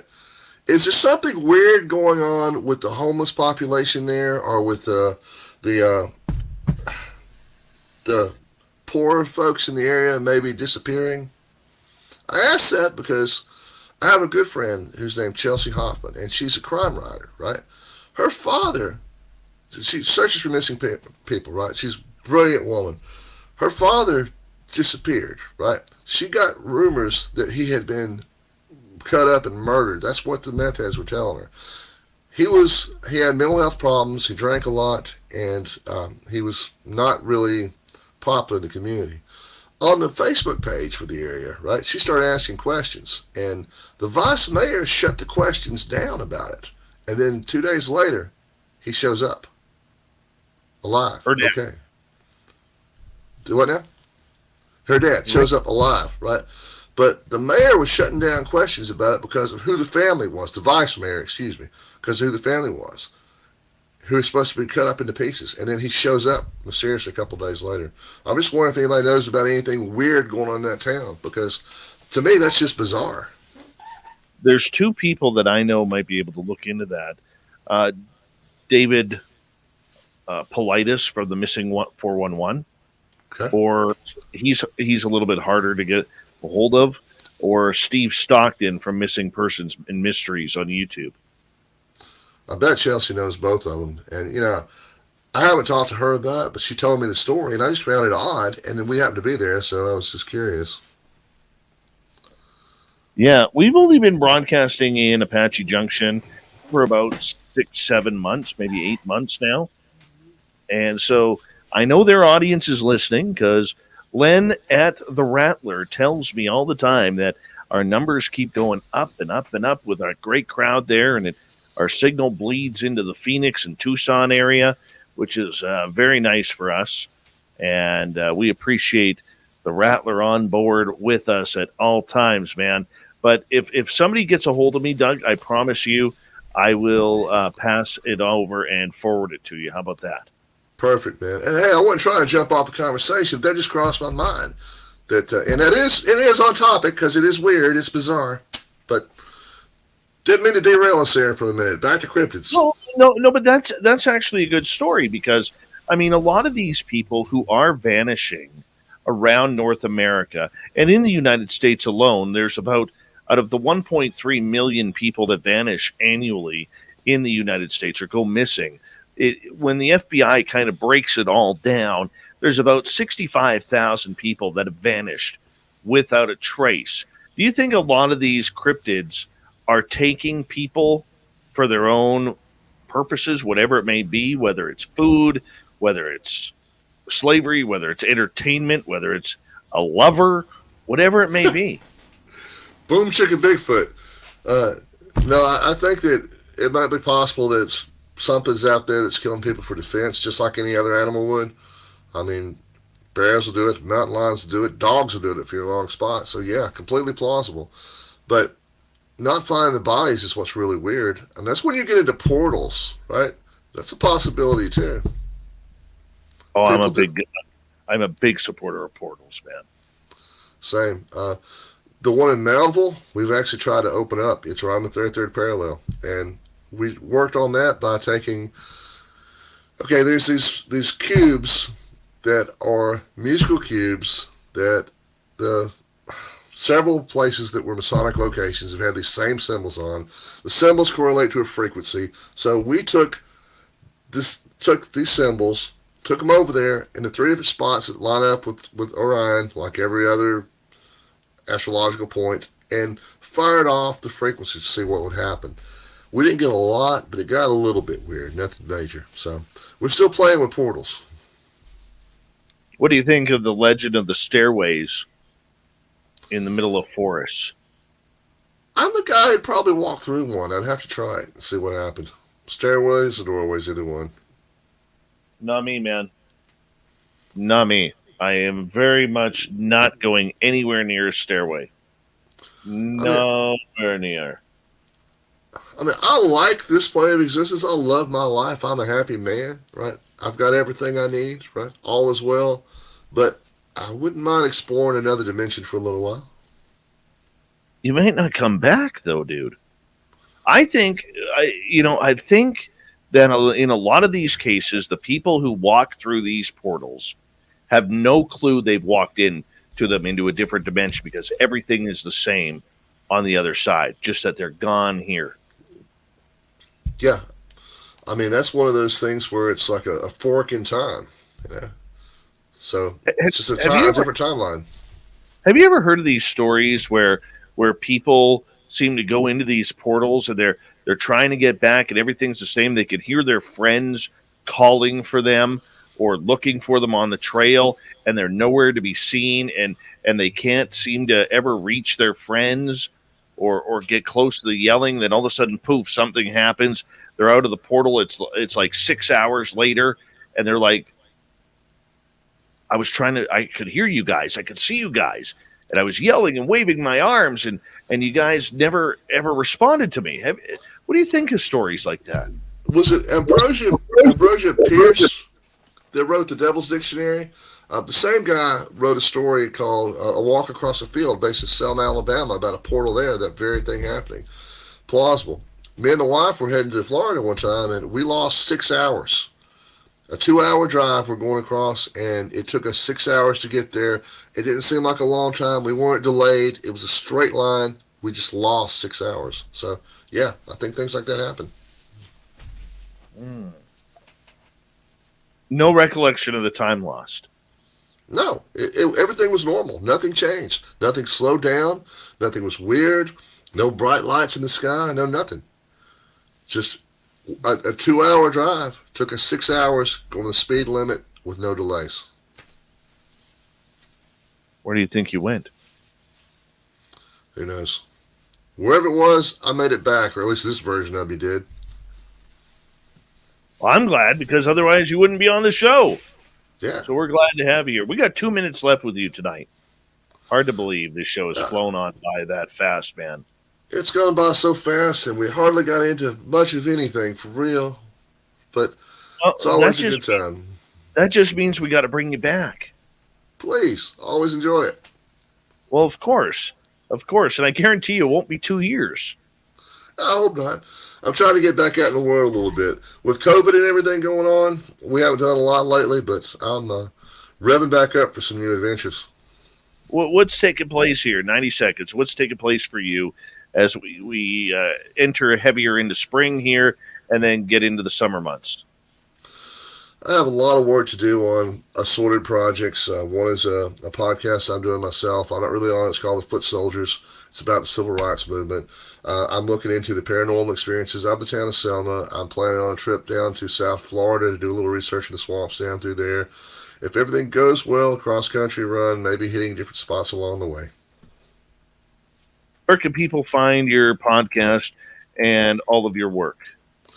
My work is scattered all over creation, but on Spotify and any other little podcast place, just find The Foot Soldiers. There's only one out now, but it's an interview. I've got about 14 hours of this stuff, and this is from people who were there during the civil rights movement, and there were some horrific stories about those times. Children being thrown, rattlesnakes being thrown to children, acid thrown in people's faces. It was much worse than people realize, and I'm telling stories there that need to be told. Wow. Doug Ward, it is always a pleasure to have you on Spaced Out Radio. You've always been a good friend to us, and coming in, talking monsters and your homemade moonshine, which I know you love, and good on you for coming back on, and we will do it very soon, my friend. Sounds good, Dave. I will see the show tomorrow night because I want to see what Stormy's up to. Yeah, Stormy Daniels, paranormal investigator, former film star, and, maybe, a rendezvous or two with a certain president. We're going to have her talking ghosts tomorrow night. We're not getting into the politics and stuff. We don't need that. But we'll find out her ghost story. Doug Ward, thank you so much for coming on Spaced Out Radio. Peace out, my friend.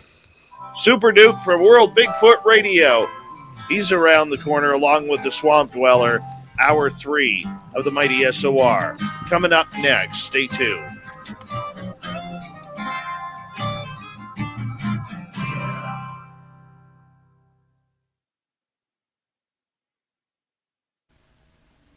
Great show, Doug. I enjoyed it, man. Great time. Way Hope too to talk much to fun. you again soon. I'll get. We'll bring you on definitely later spring, summer. Awesome. Thank you. Yeah, we'll get you back here soon, man. Very You got to good. find out what else you're hunting for. A few stories to tell. All right. All right. Have a good evening, my friend. Talk to you later, my brother. Later. Doug Ward, everyone. And let's get to the cryptid mullet. Super Duke. Howdy, Dave. What are we doing? Raging and rampaging. Right on. Yeah, I had one of my Dave 101 moments today. We had a show last weekend with the ever calm, pleasant, and friendly Robin McCrae, who has not a bad word to say about anyone. And she was so PO'd about the situation. She was actually willing to come on the show and talk about it.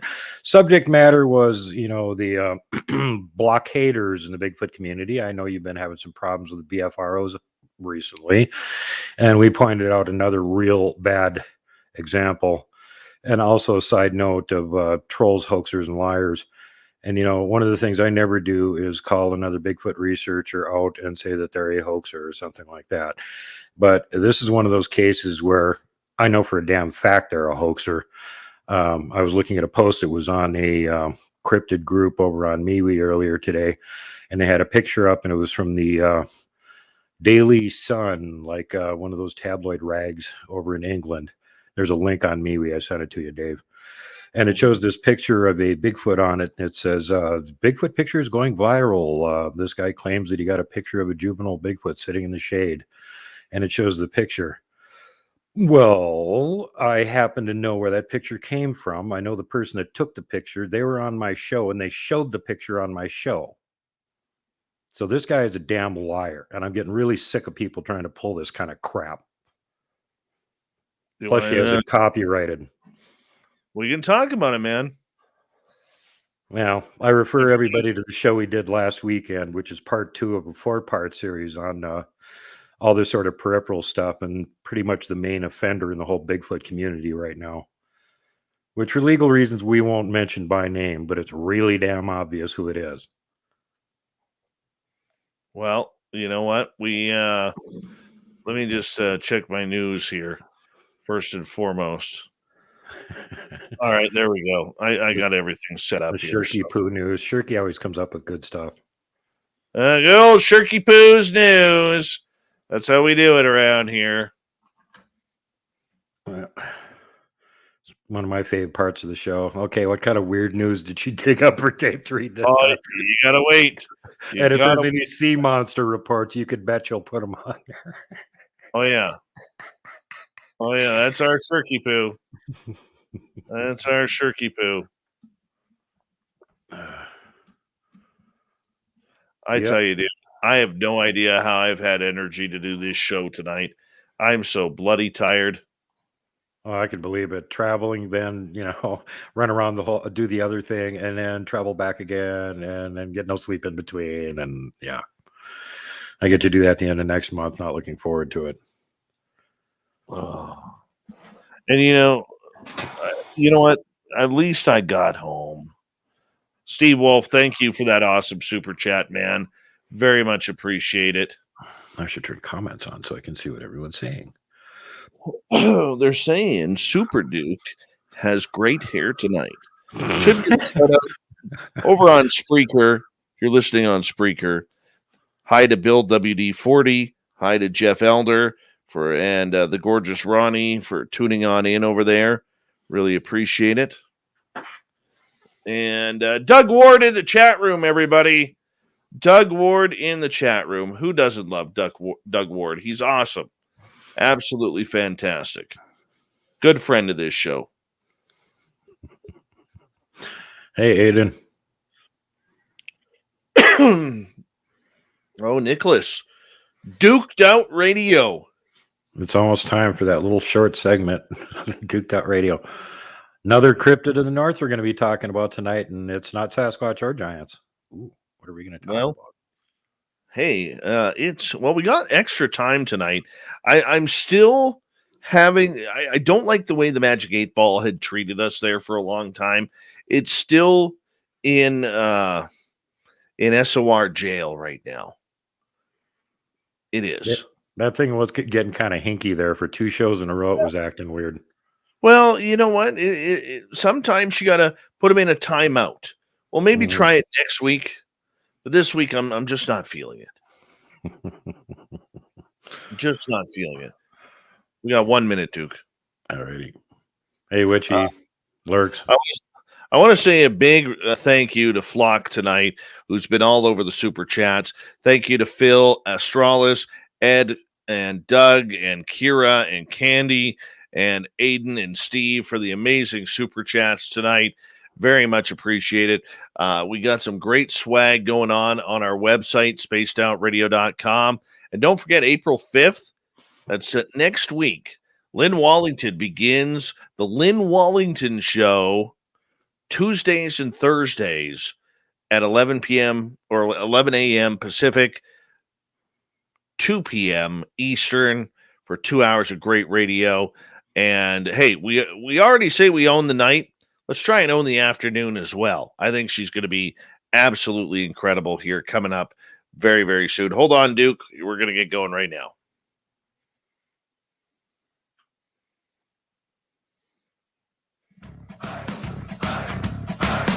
Would you like to connect with us? Head to spacedoutradio.com for all your latest show info. Now, back to Dave Scott and SOR. Third and final hour of Spaced Out Radio is now underway. My name is Dave Scott. Thank you so much for taking the time to join us.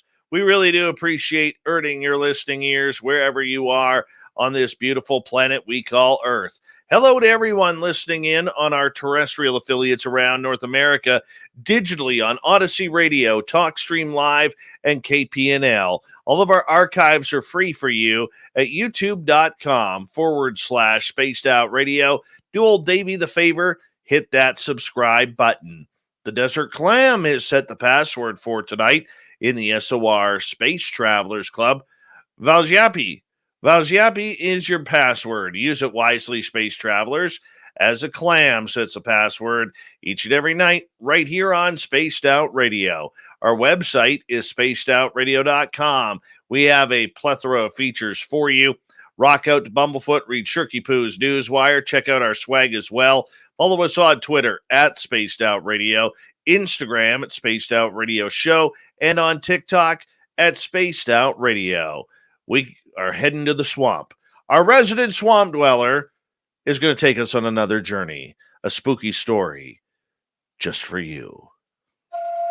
Hi, Spaced Out Radio listeners. This is Swamp Dweller. It's time for your nightly dose of spookiness on the show. If you have an interesting encounter or a spooky story that you would like to share, be sure to submit them in at swampdweller.net. You can also find our YouTube channel at youtube.com/swampdwellerreads. Now, let's chill out, relax, and together, let's enter the swamp.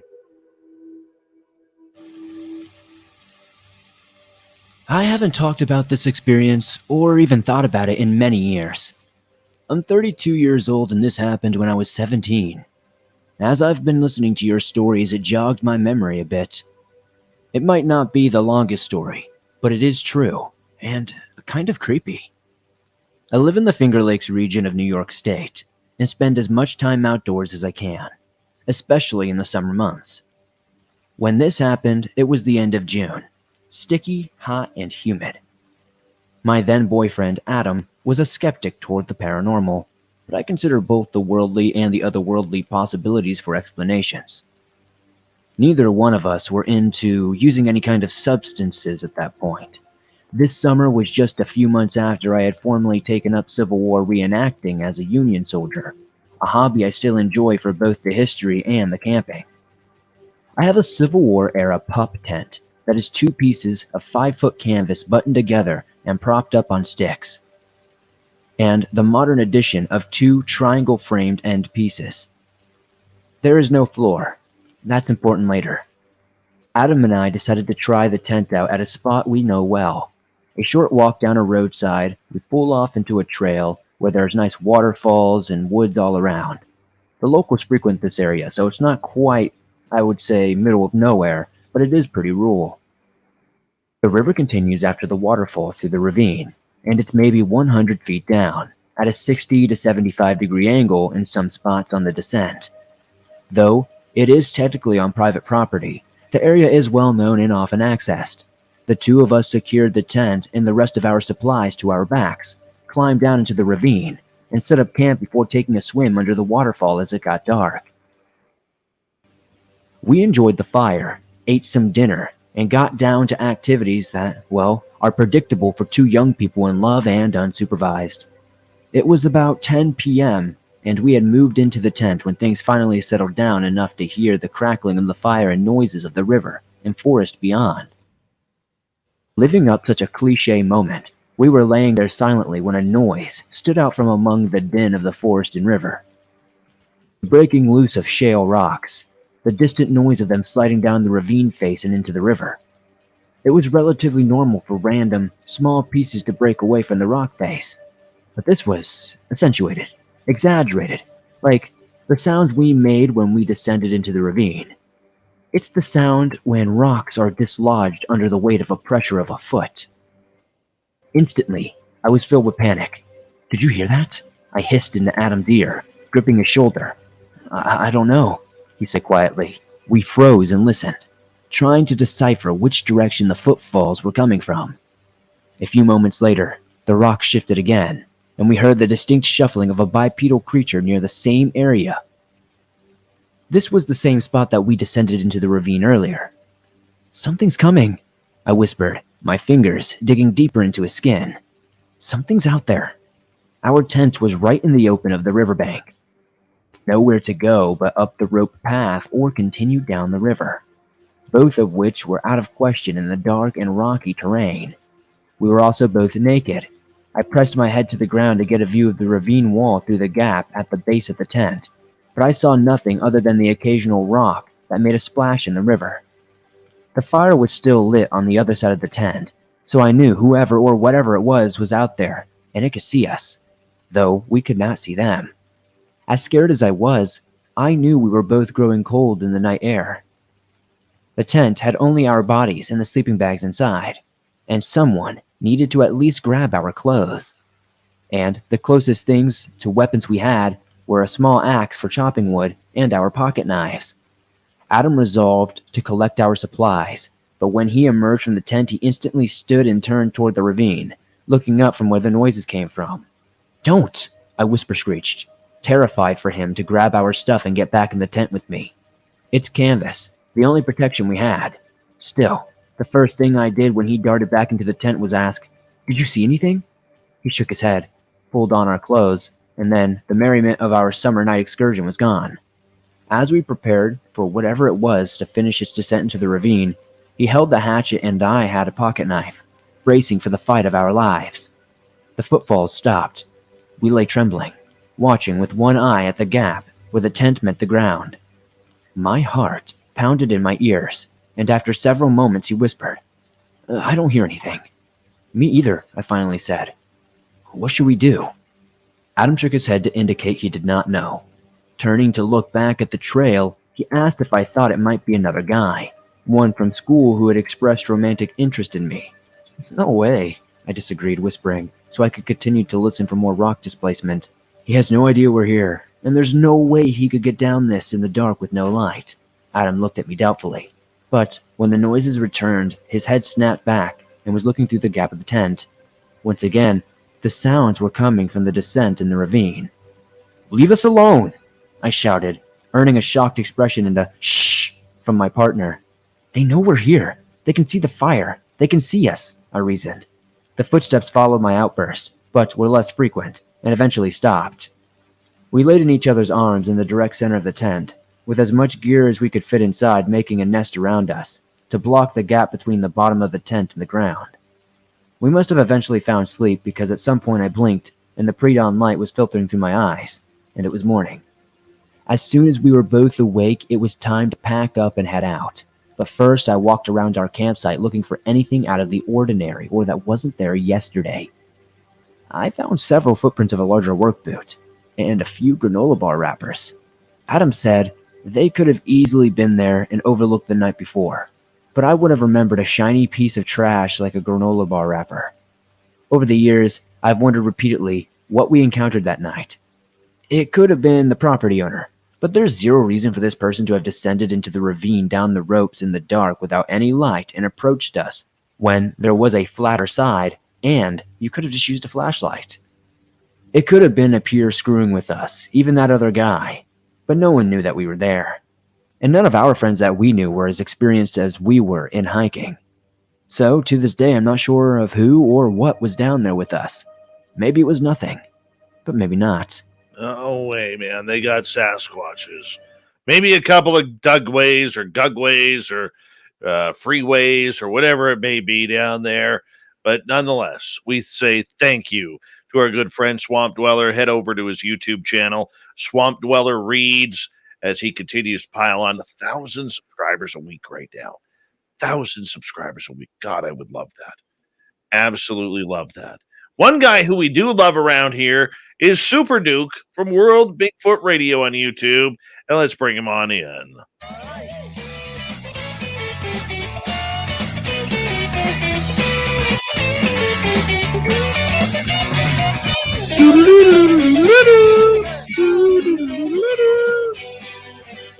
All right, World Bigfoot Radio's Super Duke Sullivan hanging on out with us. How you doing, Duke? Like I said earlier, I am raging and rampaging, but I'm here with some spooky stuff to tell you guys about little-known cryptids, which dwell a lot in the far north. And there's also been reports of them from down here in the U.S., in the desert southwest and in the deep south. And somebody got a picture of one that got nailed by a car laying dead on the side of the road. And I'm talking about devil monkeys. Devil monkeys. Before we get into that, good friend of yours, Robin McCrae, who's been a very popular guest on this show, the couple times we have had her on here. I mean, she's dealing with some trolls out there online. What's happening there? Well, we're doing like a 4-part series on this one atrocious bad actor in the Bigfoot community.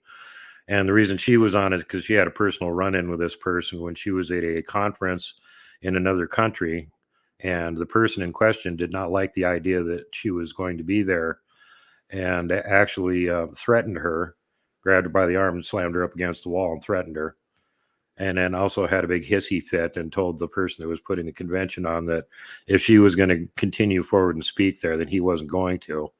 And the person putting on the convention told him, go get your own ticket back home. And so he continued on, but as soon as he was done and had his little petulant frenzy over with and did his speaking, he caught a flight back out again. For direct details from Robin's mouth, check out the episode we did on Sunday. And the last episode of the same thing, the Conspiracy Corner on my show, is with Robert Kreider, who's one of the best known names not only in Bigfooting but also in archaeological and out-of-place artifacts. The guy's a super genius.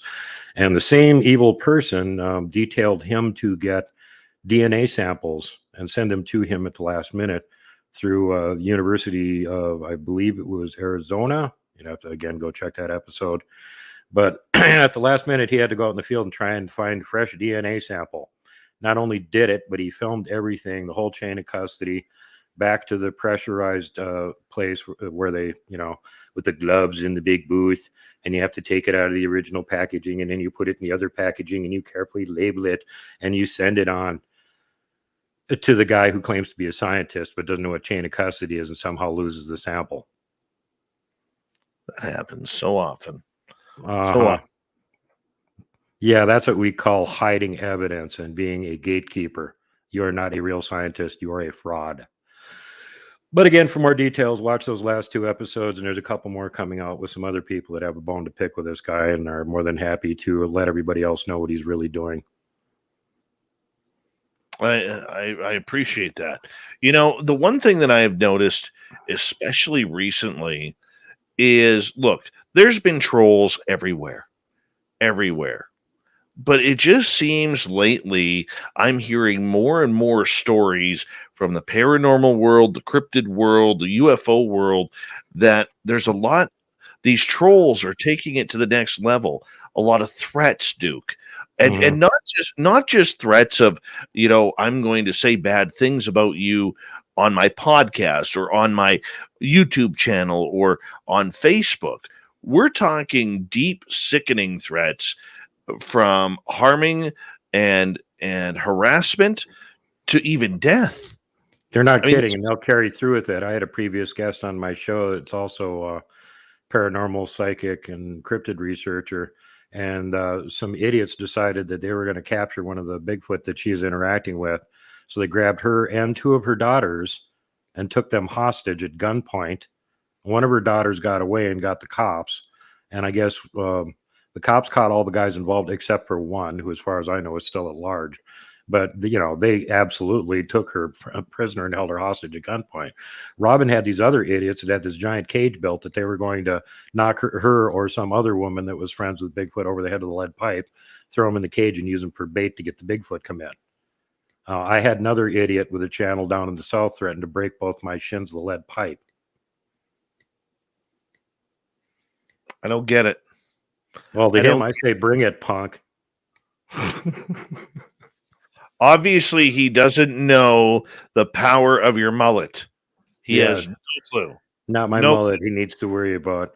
I referenced the Blue Mountain video from 2 years ago where I'm nonchalantly throwing a battle axe for an example of what's going to happen. I just don't understand this new attitude. All right, we got 7.5 minutes here before we go to break. Let us get to some cool stories, man. This one's going to take a while, so we're going to have to run it after the break, too. But this is actually from noted Northern Cryptid researcher Hammerson Peters, who has many books out, all on basically Alaska and Canada, cryptids and the spooky stories and weird happenings. And this is the legend of the Satani. The idea that some sort of monkey once haunted the wilderness of North America echoes an ancient and little-known native legend endemic to the southern border of Alaska and Canada's Yukon Territory. This unnerving oral tradition appears to have its origins in the watershed of the Copper River, a remote valley tucked between the Wrangell, Chugach, and St. Elias Mountains of southeastern Alaska, historically and currently inhabited by members of the Ahtna Nation. According to the Ahtna, vicious long-tailed men once lived in the Mentasta Mountains of southeastern Alaska and in caves along the Tanada Creek and Slana and Copper Rivers north of the Wrangell Mountains. The Ahtna called these people Satani, which word translates to the tailed ones or monkey people. One version of the legend appears in the 1997 book In the Shadow of the Mountains by Copper River native John E. Smelser. Another rendition told by the Ahtna natives Fred and Katie John appears in James Carey's 1984 book Tatawatla Nenen, the Headwaters People Country. According to John Smelser's grandmother, Mary Smelser Wood, an Ahtna elder named Markle Pete, quote, "These tailed ones were kind of human-like. They walked on their hind legs, but they were hairy all over. They didn't wear any clothes, and they had long tails." Fred and Katie John also described the Satani as being vaguely human-like in appearance. Quote, "It had body hair," they said. "There was no hair on its face. They say its face was like a man's. Its hands were like a man's hands. It had a long tail. They say it was as big as a tall person." That's what I heard about it. Several hundred years ago, so the story goes, members of the Ahtna band who camped at the confluence of the Slana and Copper Rivers at the site of present-day Slana, Alaska, began to mysteriously disappear. According to Reverend Arthur R. Wright, a Haptene Episcopalian missionary who lived among the Ahtna in the early 1900s, whose version of the legend first appeared in the February 7th, 1924 issue of the Katoa Daily News, the disappearances began shortly after a dog brought the fresh tail of a fish into camp. These ordinarily unremarkable remains aroused the curiosity of the Ahtnas. They were wholly engaged in hunting caribou at the time, had not caught any fish that season. Suspecting that another band was in camp nearby, several Ahtna scouts headed up the Copper River towards its headwaters to locate the mysterious neighbors. They never returned. More disappearances took place in the area throughout the ensuing months. The first Atna to vanish were children who strayed too far from camp. Next, women went missing on berry picking excursions. Before long, elders began to disappear from their tents. Even grown men who dared venture beyond the light of the campfire at night would vanish, mere feet from camp, as if swallowed by the darkness. The disappearances increased to such an extent that the Atna feared that the entire band might soon be forced to abandon the country.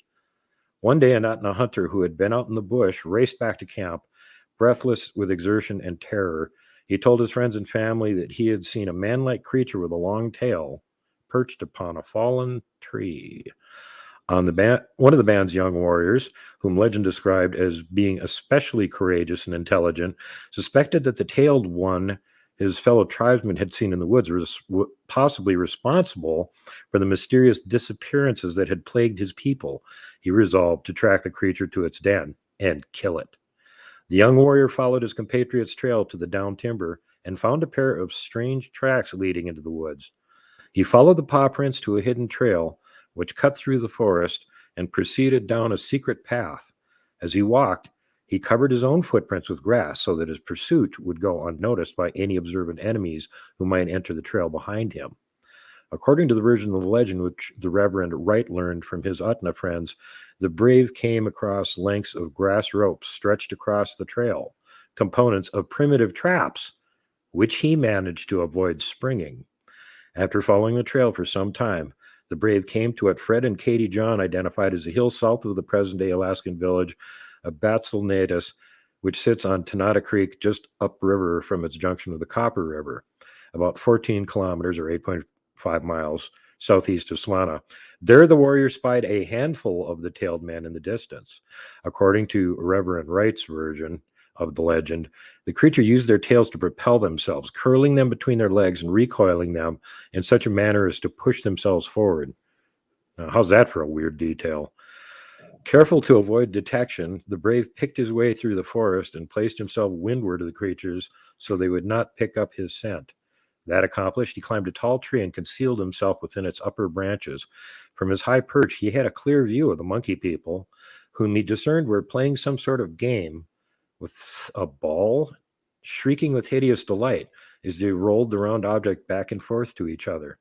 After watching the game for some time, the brave realized with a thrill of horror and rage that the ball with which the tailed ones were so gleefully playing was really the decapitated head of a young man who had recently disappeared from camp. Oh. No sooner had the warrior made this appalling observation than it began to rain. Appearing to dislike the water, the tailed ones abandoned their sport and headed further up the trail. The young man scrambled down the tree and followed them, prudently maintaining his safe distance. Eventually, the monkey people came to a cliff which ran along the banks of the Copper River. Near the top of the escarpment were 8 caves, each of them sufficiently wide to accommodate an adult human. One by one, the Satani climbed up the cliff and disappeared into these caverns. Certain that he had discovered the den of the creatures who had been killing his people, the young man ran back to camp and informed his fellow tribesmen of this new intelligence. With the disappearances of their loved ones fresh in their memories, the Utna unanimously agreed to rid themselves of their tailed tormentors as soon as they could. Considering the undeniable craftiness of monkey men, they knew that the only way to achieve this end would be to completely annihilate them in a single surprise attack. In order to ensure that this dangerous operation, so critical to their own survival, was executed as smoothly as possible, they deliberated for some time and formulated a plan of attack which required the participation of every member of the band. When their preparations were complete, all the Etna men and women followed the warrior to the caves of the Satani, the former carrying their weapons, and the latter holding either torches or bundles of green branches. They finally arrived at the den of the monkey people, the vicinity of which was strewn with human bones, all of them thoroughly gnawed and stripped of flesh. There the women tied the green branches they had collected into 8 bundles and affixed each bundle to the end of a long pole. Right. We're going to cut it off there. Super Duke for World Bigfoot Radio. We'll be continuing the cryptid tales when we return. The Super Mullet with a super story on the Super Cryptids on Spaced Out Radio continues after this.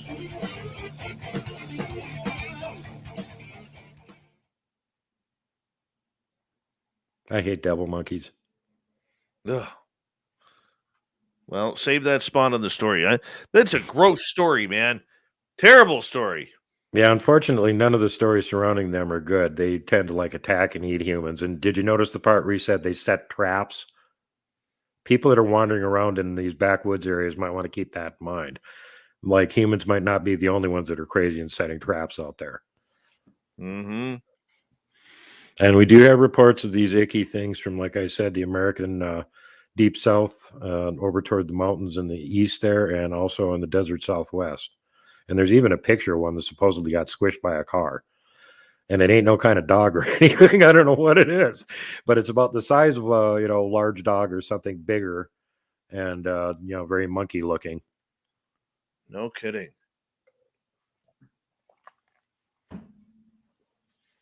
Ravenous. Sounds ravenous. Yeah, which is worse, devil monkeys or face-eating gugwe? They're both pretty bad. All right, well, I'm going to take a quick sig break here. Get ready get my voice nice and gravelly for reading the rest of this terrifying tale. Sounds good, buddy. I'll hang out. True terrifying, true tale. Hey, It's all right. I will hang out with our legendary fans here on the Mighty SOR. Thank you, Jenny, for that awesome super chat. Joining Phil ×2, Flock ×1, 2, 3, 4, 5, 6, 7, 8. Wow, 8 times. Thank you, my flock. Really appreciate that. Aiden, Steve, Candy, Ed, Doug, Kira, and Astralis. Very much appreciate you. Oh, Sovereign Farts. You make me laugh sometimes. You make me laugh. That is awesome. Oh, I hit my wall, people. I hit my wall. I am so tired right now.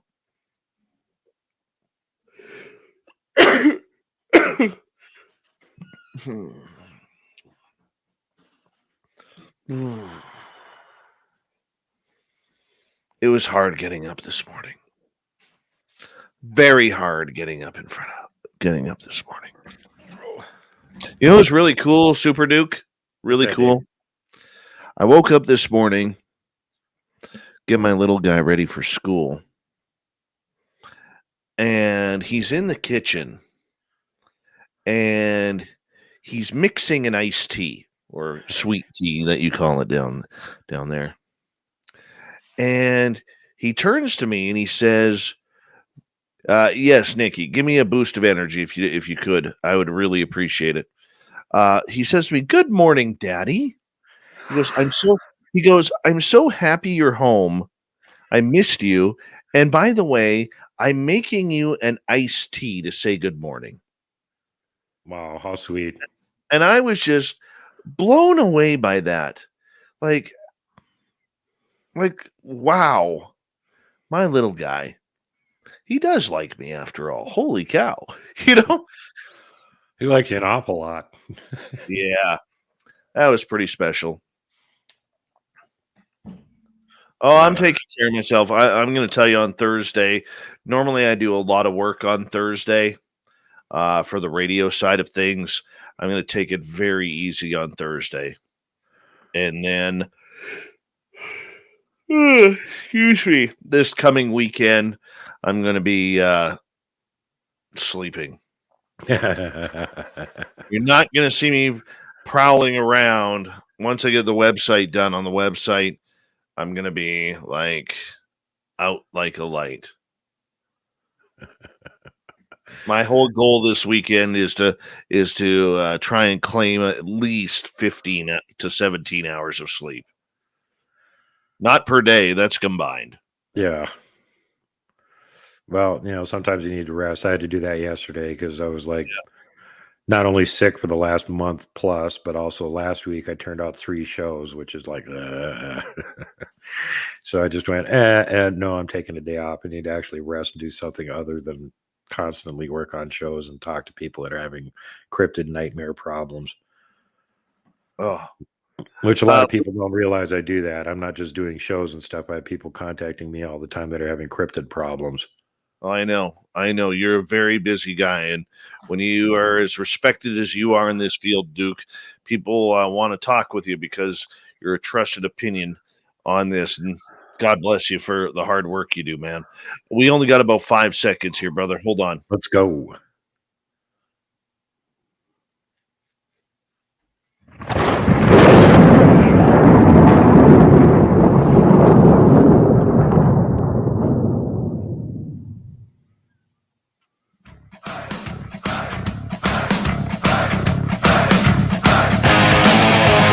We've rounded third. We're heading for home tonight on Spaced Out Radio.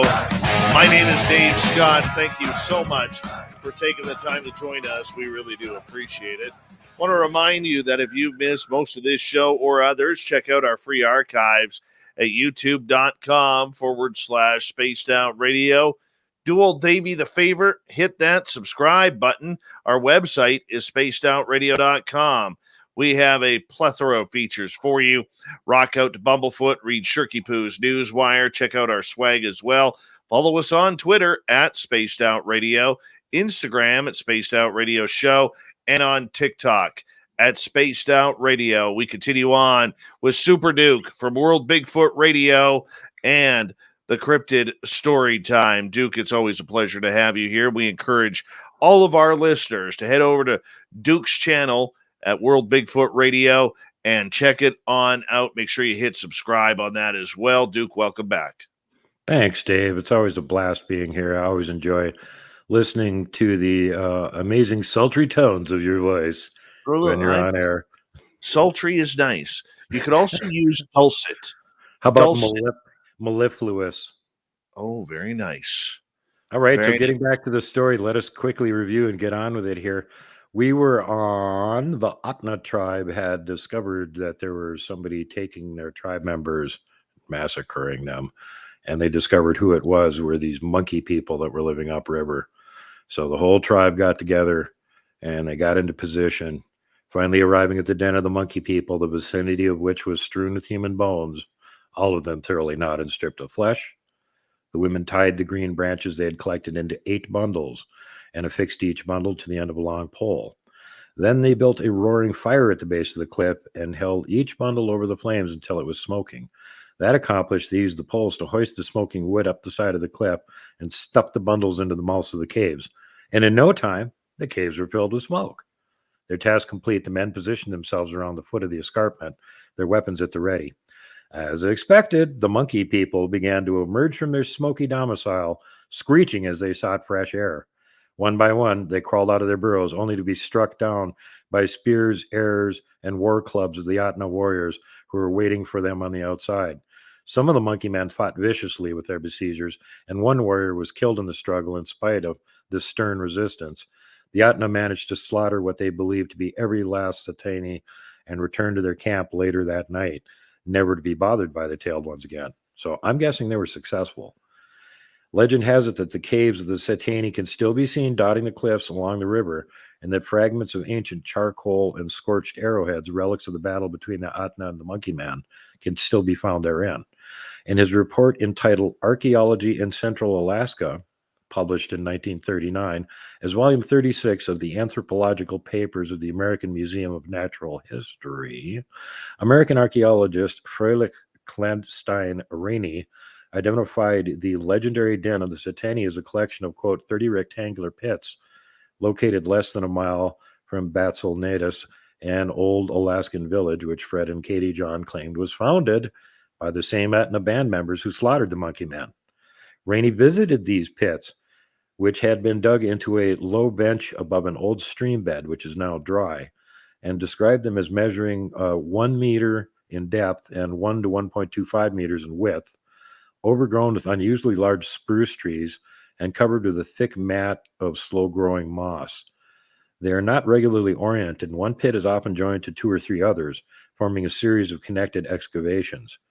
Rainey and his team dug test pits and trenches through and around the pits in hope of recovering artifacts of archaeological significance, but, quote, encountered only scattered pieces of charcoal, unquote. Although the legend of the Satani has been described as very regional and unique to the Atna oral history, 19th and 20th century ethnologists clearly indicates that a number of other native tribes throughout the northwestern corner of North America share a traditional belief in predatory-tailed men who once prowled the Alaskan and Yukon wilderness. One of the earliest references of this belief appears in the book The Inhabitants of Northwest Coast of America, an 1839 ethnology written by Baron Ferdinand von Wrangel, the de facto governor of the then Tsar-backed Russian-American company. Remember, Russia owned Alaska then, which once dominated the fur trade of the Pacific coast. In his book, von Wrangel wrote that the Tanana Indians of central Alaska, the Tenaina Indians, whose traditional homeland lies west of Atna Territory, the Ingalik, aka Degzijan, whose territory lies northwest of Tana Country, who Wrangel called the Katsan Kanani, and I can't even pronounce that name, all believed in man-like creatures called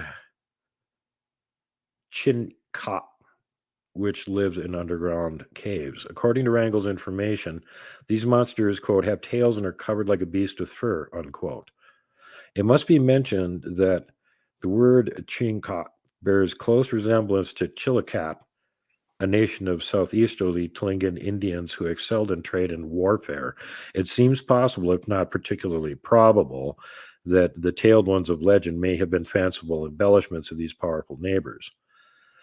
In his article on the Tanana Indians for Volume 6 of the Smithsonian's Handbook of North American Indians, 1986, which treats with the indigenous nations of the North American subarctic, ethnologist Robert McKinnon wrote that, quote, a belief in a race of man-like monsters with tails who formerly inhabited the area, unquote, was prevalent along the south-central border of Alaska and the Yukon Territory. In his 1859 ethnological treatise on the Upper Tanana Indians, he identified these monsters as the Tsetan, or tailed men, creatures described as looking like old men except they possessed a tail. They lived in holes in the ground in the Upper Tanana region, ravishing women and devouring men. Is this sounding familiar yet?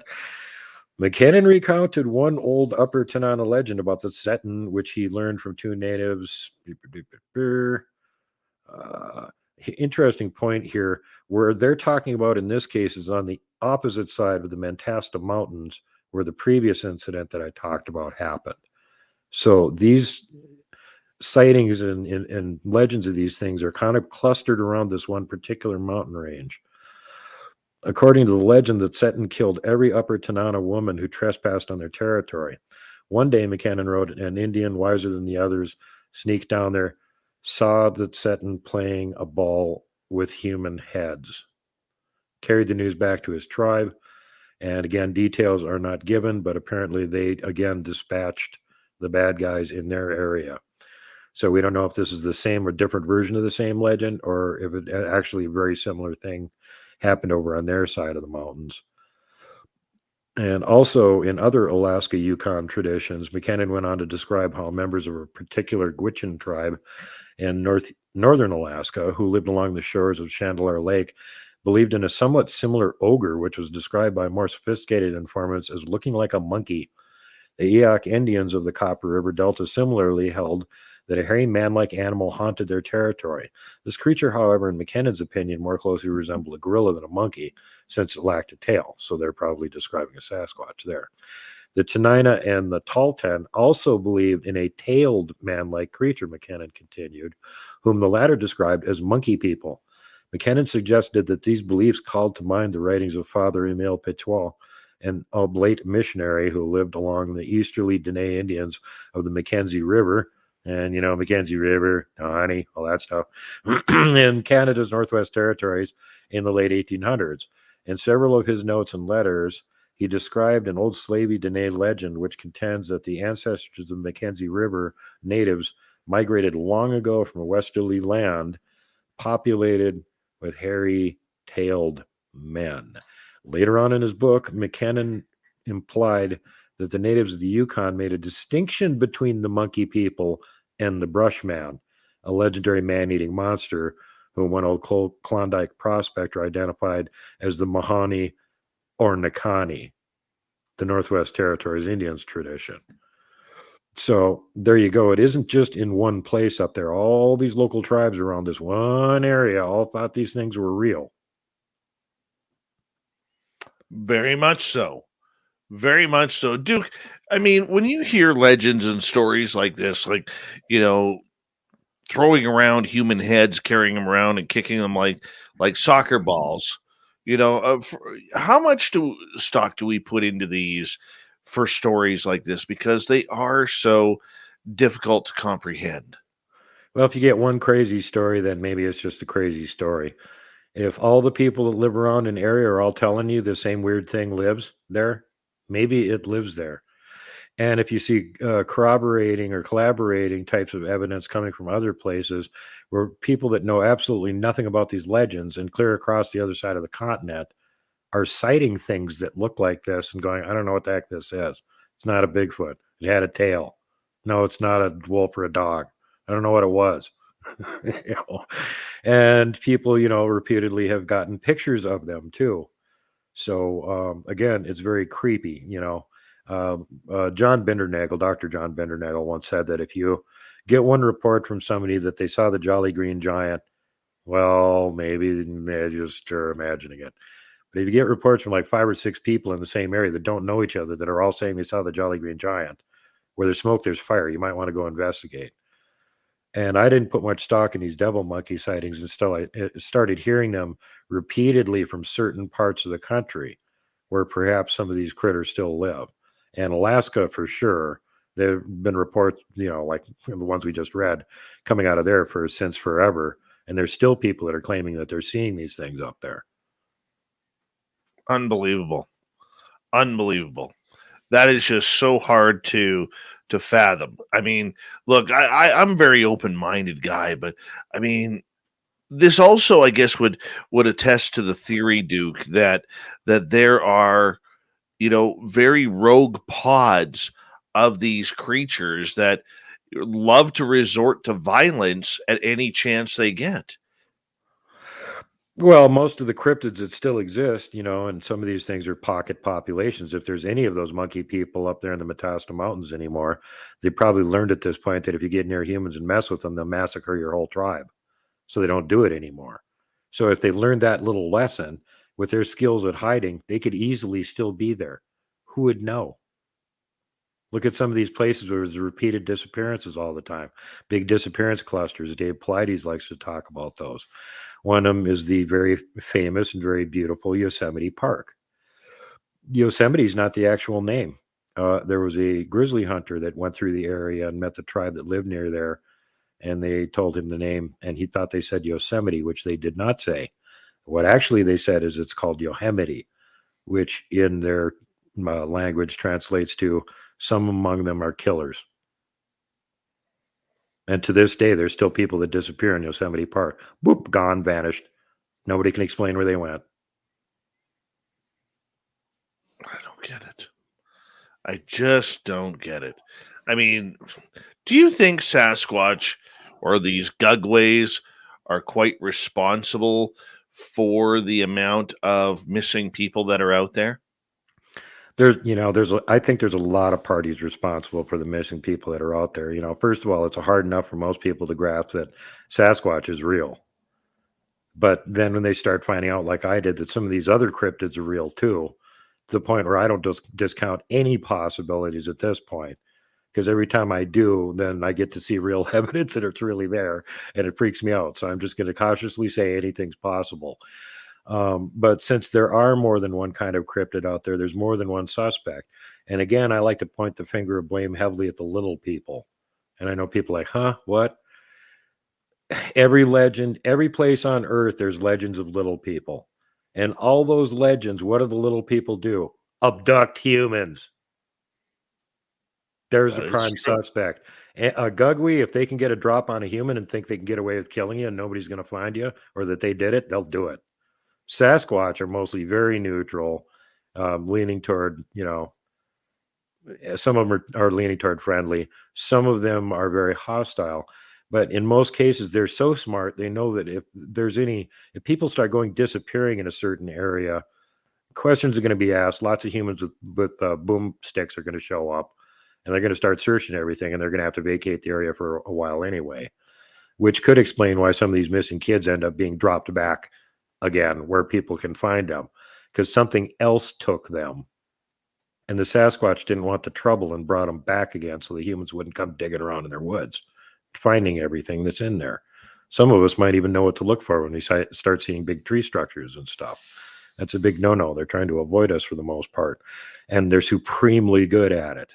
You know, I get them on video occasionally, and mostly I don't even notice them. I see it on the video afterwards. It's rare you get one that's actually moving. Like the video we put out last Friday. We just caught it by random. There was one, a little one, when you move the camera over on it, it panicked. An adult wouldn't have done that. It would have just froze, and you never would have noticed it. But this one, too young, didn't know how to play the game yet, ducked behind a tree. So we got that on camera, and we had it in pretty good focus when it did it too. So you can see real Sasquatch on camera, duck behind tree. But, you know, as much as we know what to look for, and we're in the areas that are thick with them following us around, it's still incredibly difficult to get them on camera. They don't want to be photographed. And the other abilities they have to make that not happen are pretty overwhelming. So it's kind of on their terms. If you're getting them on pictures or something like that, unless it's just unbelievable good luck, it's because they're letting you do it, basically. So, you know, if you amplify this towards some of these other cryptids, and keep in mind, you know, majority of what we're talking about are things that live in forests and stuff. That's their home. They're living there all the time, 24/7. They know where every rock, stick, and piece of brush in the woods is. And you're just not going to trick them or sneak up on them. They're not dumb. They hide for a living, basically. So as I know that Sasquatch are real, and I go up and hang around with them and document the stuff they're doing and whatnot and get them on video. Yeah, there's other things. Last summer when I was filming, just doing a pan with my camera, and I did it too fast, so it kind of got blurry. But I didn't think there was anything there. I just felt like something was watching me. So that's what you do. You do a pan with your camera, and then you can go look at it later. Oh, yeah, there was about 12 of them standing there watching me. And right in between two of them, there's a dogman. So I now know that there's dogmen in the research area. Yeah, beautiful. That's exactly what you need. Exactly. No, I was not at all happy to see that. I was very, very disturbed by that. But at least if he's hanging around with the same group as Sasquatch and put up with me, he's probably fairly friendly too. So I'm not too terrified. But he was actually one of the best ones in the whole shot, because you could see the top of his head and his snout sticking around a tree looking at me. You know, it's like either that's a wolf that's 7 feet tall, or it's a dog man. You know. Well, I hear you. Duke, thank you very much. We're going to get to Shirky Poo's news. Tell everybody where they can find you. You can find my groups on Facebook. I actually have a new one on there, World Bigfoot Central, and my old group on there, Montana Bigfoot Project. You can also find my other group on MeWe, World Bigfoot Central. And big shout out to Kenny at Group Investigating Mystery Primates, or GIMP, who has a channel on on both MeWe and on Facebook. Heavily encourage, go join his group. They post really cool stuff, and he found the devil monkey reports for it tonight. Very cool. Thank you, World Bigfoot Radio's Duke Sullivan and the Super Mullet. We really appreciate it. Let's get to Shirky Poo's news.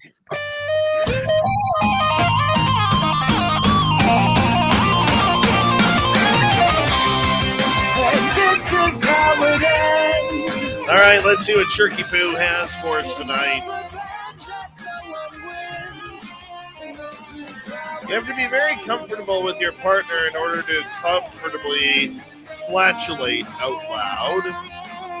Well, Brazilian singer Polka didn't think she was ready to fart in front of her boyfriend yet, and she held the gas in a while she was around him.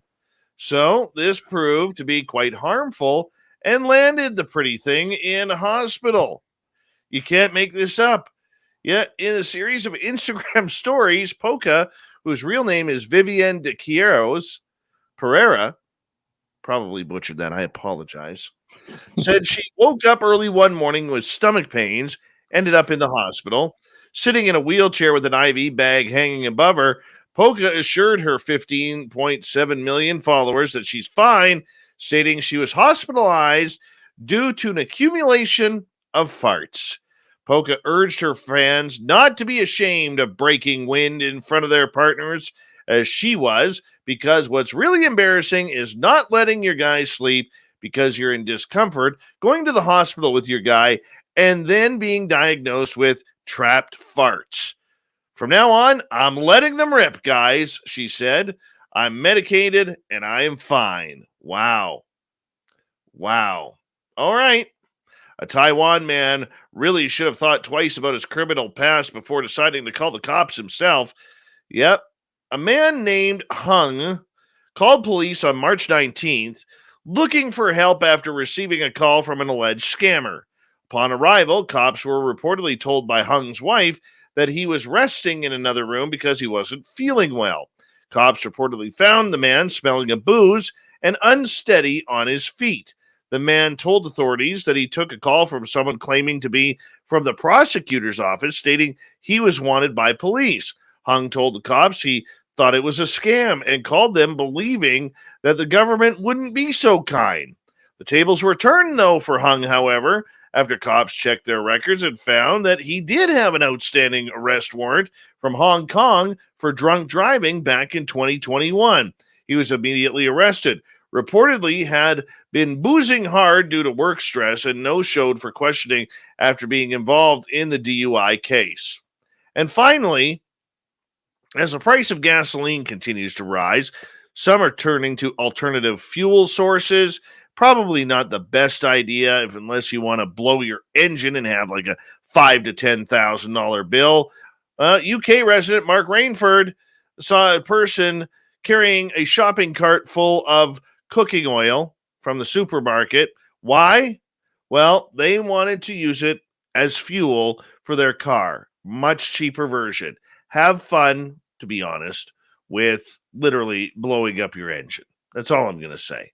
What a waste. Thank you to Shirky Poo for the news, to Super Duke from World Bigfoot Radio for an amazing cryptid report, our good friend Swamp Dweller with another amazing story from the swamp, and of course, cryptid hunter Doug Ward sharing his tales and stories with us tonight.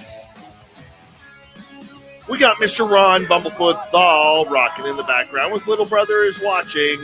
Bumblefoot is the official music of Spaced Out Radio, rocking us in and out of every single show. Get your horns up for the guitar god himself. Special thanks to everybody listening in at home, at work, in your cars, for whatever you may be. Thank you to everyone in our chat rooms tonight. YouTube, Twitch, LGAP, Rebel. No, we're not there anymore. Facebook, Twitter, and on our website, spacedoutradio.com.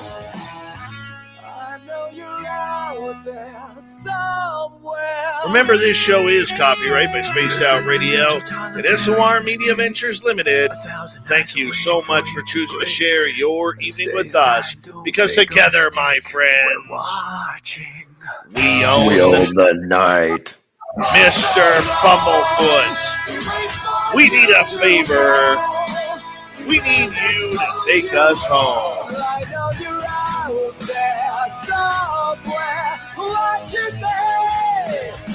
Yes, the Woo train has docked for the night. But soon, my friends, we shall ride again. Your seats are always available. Your tickets never expire. And if you want to bring a friend, we've got room for them too. Good night.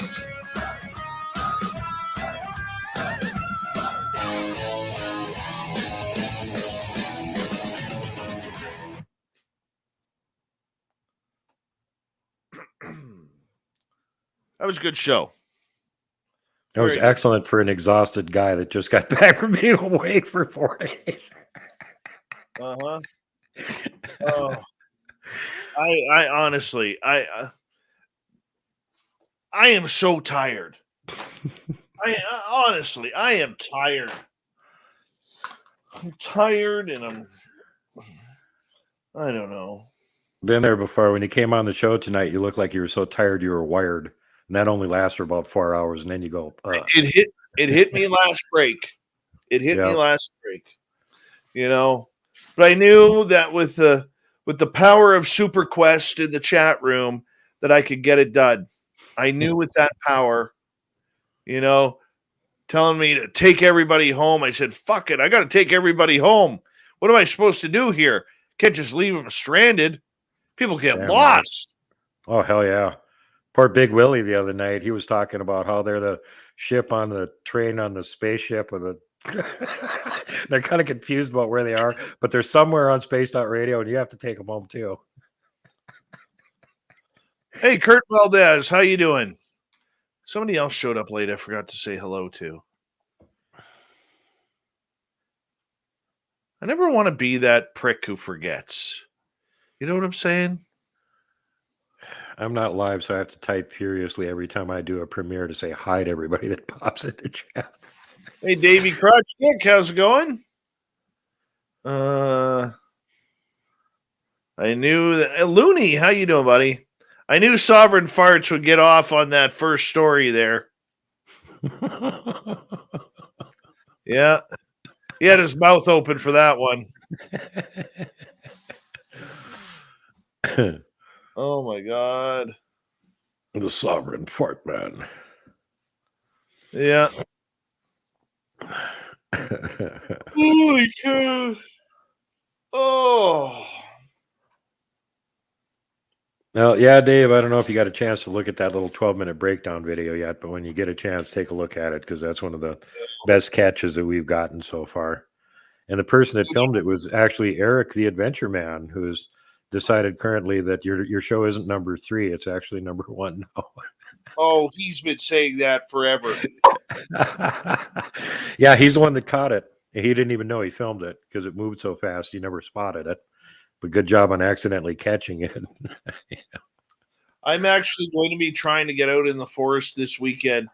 I'm going to go see what the snow is doing. Hey, now, have I ever heard of the San Pedro mummy found in the mountains of Wyoming? No, I have not.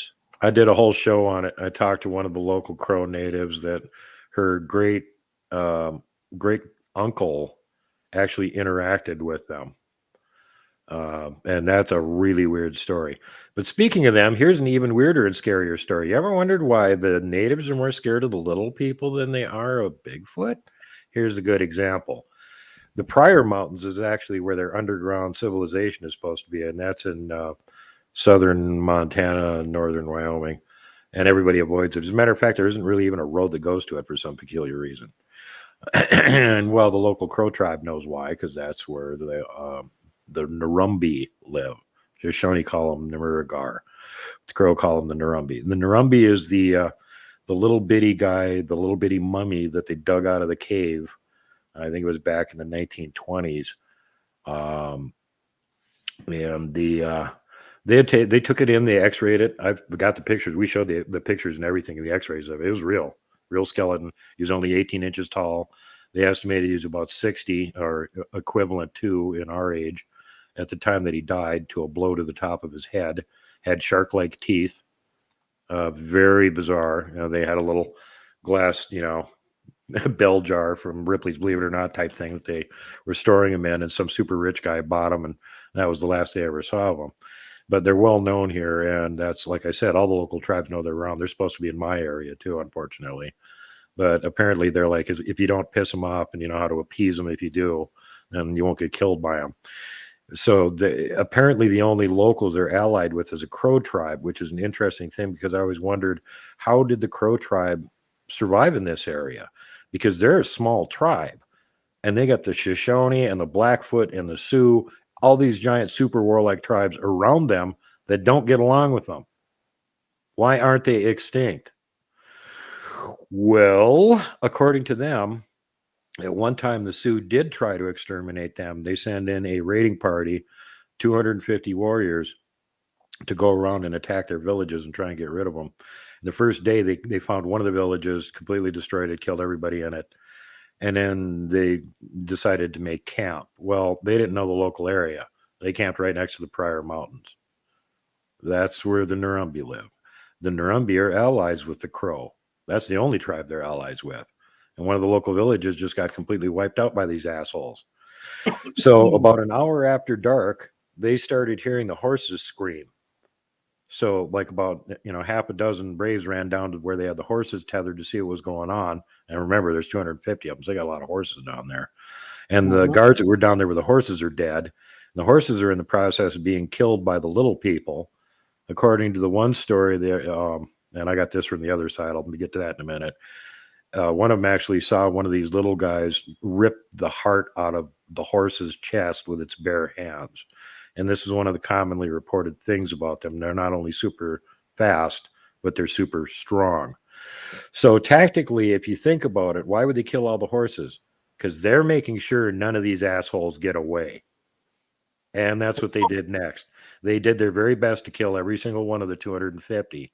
And in the morning, 11 of them that had been maimed and knocked unconscious and left for dead actually were still alive. And they made their way back on foot to the local, the nearest Sioux encampment they could get to, and got the hell out of there. And after that, the Sioux decided to never attack them again. Well, that's the Crow side of the story. About 2 years later, I talked to a Sioux native and said, "Do you ever hear this story about when your people tried to attack the Crow and the Narumbi massacred them?" "Oh, yeah, that's a well-known story." They're the ones that gave me the numbers on how many got killed. Wow. This has never been in a book or anything. Both these tribes know all about it. That's amazing, Duke. That's what I'm saying is like, dude, this stuff is out there and people just aren't being informed about it. And the little people, there's a reason they're feared. There's a real good reason for it. You may get 100 of them attacking you all at once, and they move at cartoonish high speed. They have shark-like teeth. They use bows and arrows. They like poison traps. They have super strength. You're screwed. No kidding. You better stay on their good side. You don't go into their little areas where they live in. And if you do go in there by accident and offend them or something, you have to come back and leave them presents. Yeah. And when I was up in the Valley of the Giants a couple of years ago, and I had Kevin and Caveman up there, part of the rest of the group wandered off without supervision. And they found a big rock pile that had this little weird wooden lattice thing built on top of it, like an awning, and tons of little tracks going in the sand in and out of this thing. And I mean, like, that big. Right. So what's making those? Well, one of them picked up the lattice and was going to take it for a souvenir. And Kevin from the Glag Saga actually had enough sense to go, no, you're going to get us in a lot of trouble. You go put that back right now where you got it, right where it was. And he did. And you apologize profusely. And then you apologize profusely. Well, they didn't do that part of it, but they never came back again. So they're kind of safe from their wrath. Unfortunately, I was in that group too. So the next time that I went up there, I brought a whole bag of hard candy, which is one of the things that everybody knows that they like. And I went right back to their little spot where they had taken that lattice and left them all the hard candy in there. And I've never been back there since, nor do I have any plans to go back there. Joe Monk is asking, how fast are they? Well, according to the Crow native lady that was talking to me, and she's seen them a couple times too, it's cartoonish speed. If you've seen like Speedy Gonzalez or the Roadrunner or something like that, where there's just a dust cloud, that speed. Wow.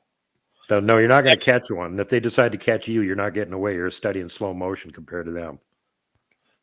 I'm going to read you something funny here that's on my town's Facebook page.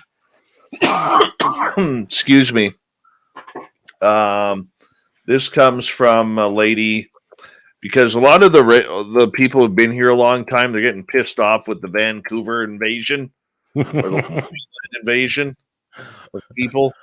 And then the lower mainland people come up here, and they all whine and complain about the winters and all sorts of stuff, right? Wah. The deer eating their flower beds, and why aren't there any street lights around? And children are actually happy and playing around on streets. Well, we can't have that in the community anymore. So this lady writes this: Caribou caution. In regards to the people wanting to move here from Vancouver, Alberta, and Ontario, as well as many other heavily populated cities across the country, as well as those wanting to visit, before you come to 100-mile and areas to visit, you must be aware of what is happening here, especially around the Mid Caribou and all of the South Caribou. There's a housing shortage, rent has tripled, and folks are vacationing here in record numbers. So if you plan on moving here or just plan on vacationing on our beaches, river bottoms, or lakes this summer, I think you should know that wolf spiders, fire ants, and bed bugs have infested hotels and motels across the area due to drier than usual weather. The woods will eat you alive with ticks and other bugs. Our lakes are full of gators, freshwater sharks, and creepy old guys wearing Speedos. Our rivers are full of drunks in tubes peeing themselves while the banjo players lay waiting in bushes. Cougars have eaten many domesticated animals and possibly some small children. The local bear and elk population are all in heat and think your wife or girlfriend is hot. Snakes. Don't even get me started on the water-headed copper moccasins here and the diamondback rattler cobras. Overtaken all other vegetation. We have had sightings at every park in town. They are after your picnic baskets, and some cougars have been spotted in motel rooms and bars. Watch out for the jackalopes. They've been extremely aggressive this season. We have the Sasquatch invading our parks, and it's porcupines are stabbing small children should they dare to utilize the local playground equipment. Skunks have made their way over and multiplied at unprecedented rates and wander the local campgrounds in packs looking for beer. Murder hornets, we got the great black clouds of murder hornets and swarms of giant crickets and even some American bullfrogs. Scorpions have been congregating in massive quantities under the rocks, logs, wooden steps, and automobiles, and tarantulas are now stealing people's foods and biting like crazy. I'm pretty sure all private tiger owners, we had a jump in them after Tiger King, have released their cats into the streets of our cities and towns. Head lice now fly, and we have vampire bats. Oh, and no one is vaccinated. That's a great travel brochure. That is brilliant. I love this person for doing that. That's the attitude of our whole state, Dave. One of the most popular bumper stickers in the state shows a picture of the outline of Montana, and it says, Montana is full. I hear the Dakotas are nice, though. Oh, yeah. There was another older one that I saw on the back of an old beat-up Chevy. Had 3 different colors of paint on it from parts that had gone missing and been replaced from other cars. And on the back of it, it said, "Welcome to Montana. Enjoy the stay. Leave your money. Now get the hell out." I just don't understand why people move they get out of an area, okay, because they can't handle the whatever it is. They, it's too busy, too trafficky, too whatever. And then they come up here. Okay, and granted, I did the exact same thing in 2015, but I'm adopted now because I've been here for 6.5 years. I'm a good egg around here, and I just don't understand why people come up here. Why is there no street lights in the area? You can't see the road. Turn your fucking high beams on. Yeah, no shit. If you got street lights out there, the Sasquatch aren't going to walk across the road so you can film them. What the hell are they thinking? Or these people who move up here and down in the lower mainland, they had an outdoor cat and they can't figure out where I live. Cats keep disappearing. Gone missing. Right? Yeah, because 90% of the animals up there are bigger than your cat and carnivorous. That's why your cats keep disappearing. You know what? When you go and ask a conservation officer, how many big cats are living in the 108 area where I live, and they'll say, "We don't know." Yeah, they don't even know exactly. They don't even know. You'll never see them. You'll never be able to count them. That's the thing. You can't figure out how many there are in the area because they're so stealthy, and they're not cryptids. Nor are they particularly smart compared to the ones we're dealing with. Oh, dude.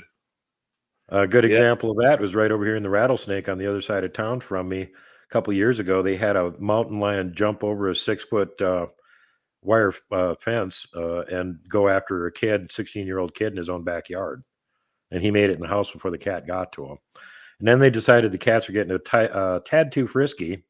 So they sent some game guys up there to go check it out, and they shot 6 of them that they could find nearby, and hopefully got the right one. He didn't come back in town and attack any kids again.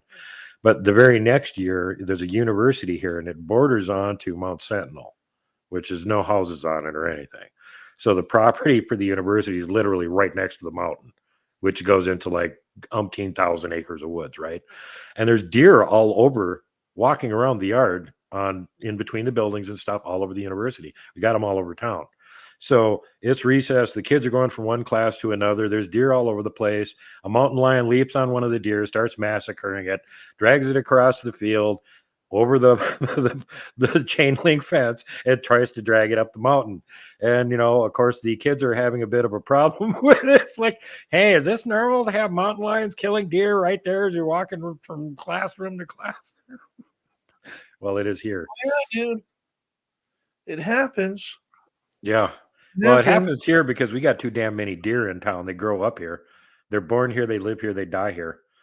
And if you go over to the rattlesnake, then there's, mountain lions and grizzlies that'll eat them. But over on this side of town, they like live here. And the ones that try and come down into town to get at the yummy green yards is coming up here soon, actually, in the spring. Well, there's these other guys that sit up there in the mountain and catch them as they come down. That's why there's no grizzlies or mountain lions on this side of the town. It's just like I told the story a long time ago about my son last summer, sitting on our patio or on our front porch waiting for his buddies to come out after dinner to play. And he comes running inside because there's a deer, doing 150 down our street with a black bear doing 130. I remember when I was a kid in northern Minnesota, we had a big back patio deck that had the door that went out to it was almost all glass. So you could see right out down to about 1 foot off the ground. And we're sitting there watching something on TV, and all of a sudden I notice out of the corner of my eye, there's movement over there, and I turn around and look. And there's a black bear sitting there watching TV, looking in the window, watching TV along with us. And I go, Dad, are you seeing this? And he turns and looks at him. And as soon as he turns and looks at the bear's like, uh-oh. And he turns around, you see this big, fat, black, hairy ass going past the window and going down. Oh, yeah. The porch. We were out counting deer one night with my son, and he was small. I think he was maybe 2 or 3 at that time. And we would take him around the area to count deer because believe it or not, that's how he learned to count, was by counting deer.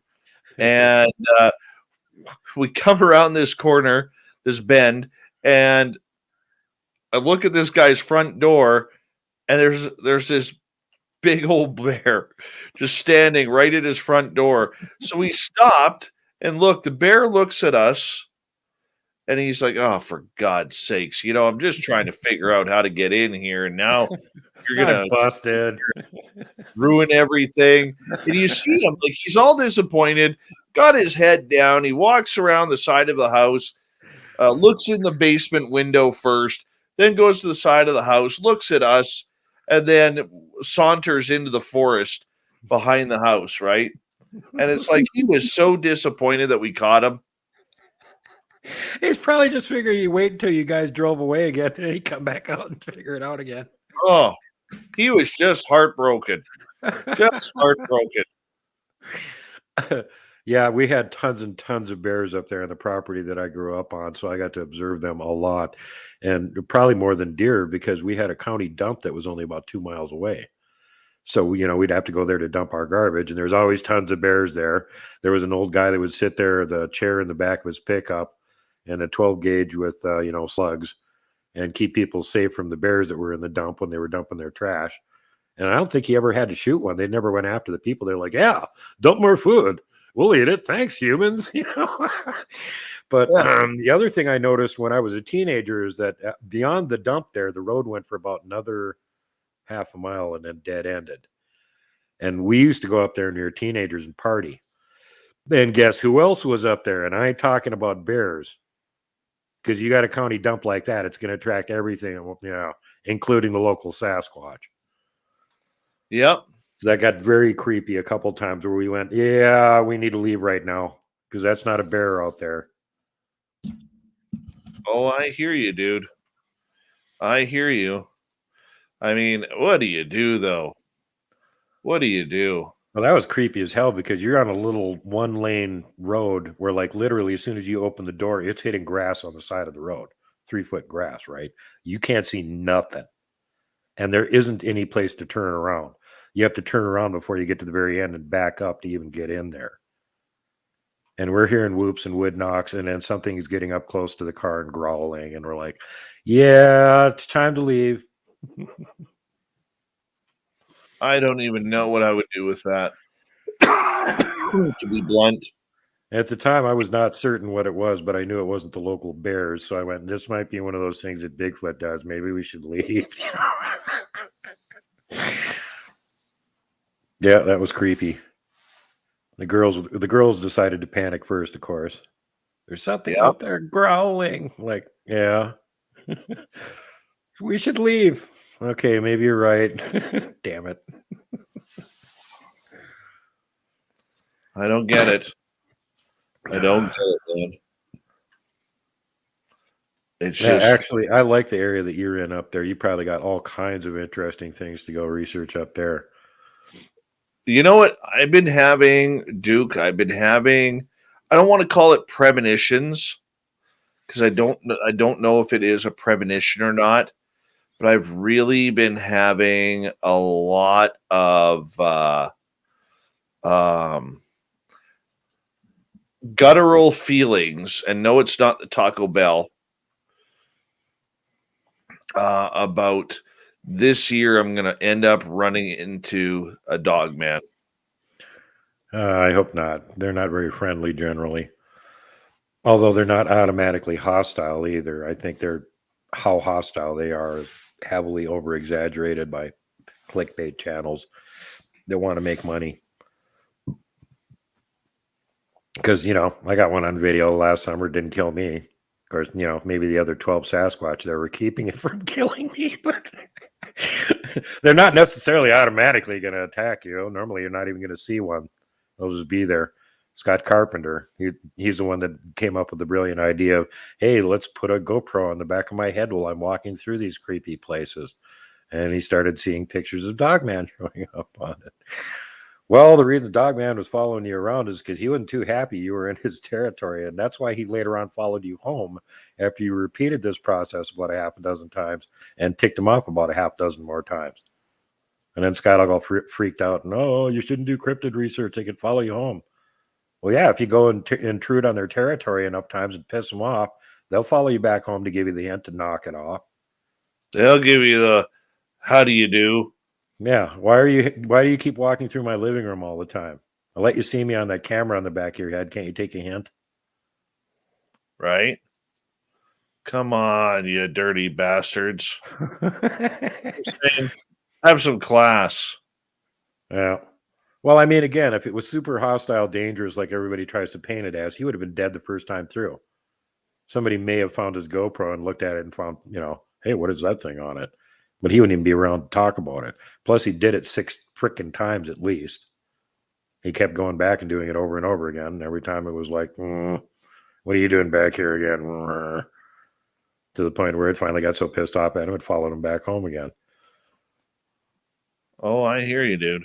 And that's happened to a few of my Bigfoot researcher friends too, where they were doing research too close to where they live. So they followed him back home again. And like they were halfway okay with it, but their wife and kids were definitely not cool with it. That happened to Blaine Tyler, and it also happened to Rich Soul. And both of them learned their lesson. You don't go research on ones that are near you because they take it as an invitation. Since you went and visited them, they should come visit you. I'll be honest with you. I'd love it if a Sasquatch came over. Not gonna lie.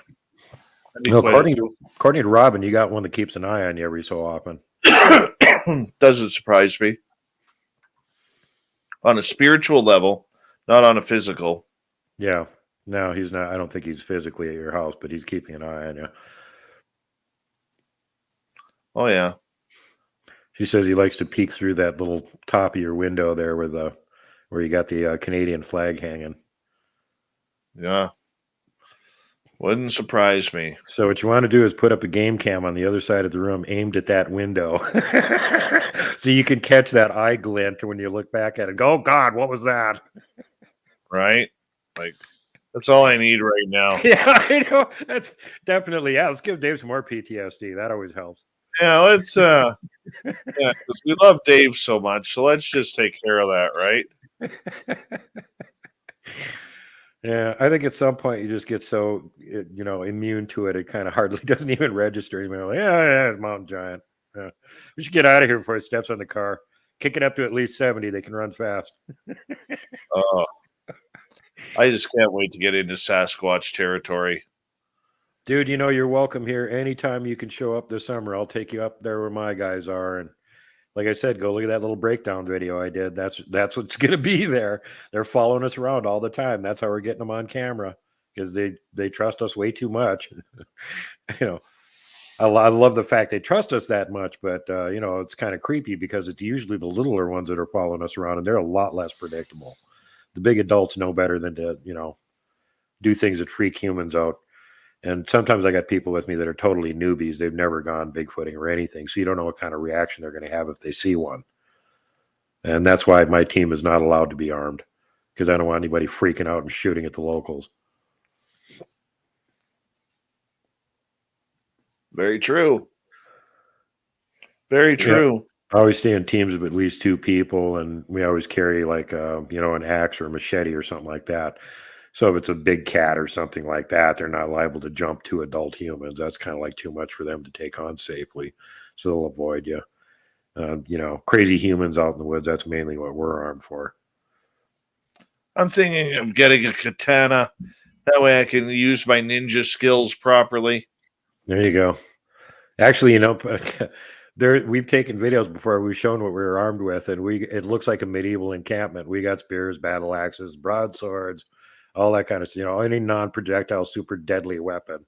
Yeah, you can carry that with you, because it doesn't intimidate the Sasquatch at all. They just go. Well, I thought I would have my hunting course by now, but I just haven't had time. Just seems like every weekend there's something coming up, and it's like, come on. Well, I'll tell you, here in Montana, it's a hard sell to get team members to want to go. People that live outside the state, sure, they'll sign up for it. They don't know what's here. The locals don't want to do it because they just don't go in the woods unless they got a big high-powered gun with them. So to them, the idea of going into way, way far, 25, 30 miles into the woods and not having a gun with you where you're walking around in these areas is suicidal from their standpoint. Mm-hmm. If you go into a rock field or a rock, I don't. But if you do, what should you look for? I don't know if there's really any warning signs if there's any of the little people living in there or not. I have not heard that. I mean, where we found them up here in the valley was if you've seen any of the videos, there's gigantic boulders up there. And this one area, they looked like they had kind of been stacked up. It didn't look that natural because there wasn't any other boulders anywhere around it. Just this one big jumble of boulders. And that's where that lattice work was above, apparently where their entrance was, where all the little tracks were. So, as far as rock fields and stuff go, I've never heard from any cryptid investigator or anybody that's an expert on the little people that there's any kind of indicator that they're in there other than just look on the ground and see if you can see tiny tracks. And, I've found their tracks before when I was at the ghost town of Coloma down at the base of the cliff. I was down there by myself walking around, and there was 3 little footprints going across this little piece of sand, and they were like the size of toddler tracks, and they were moccasin prints.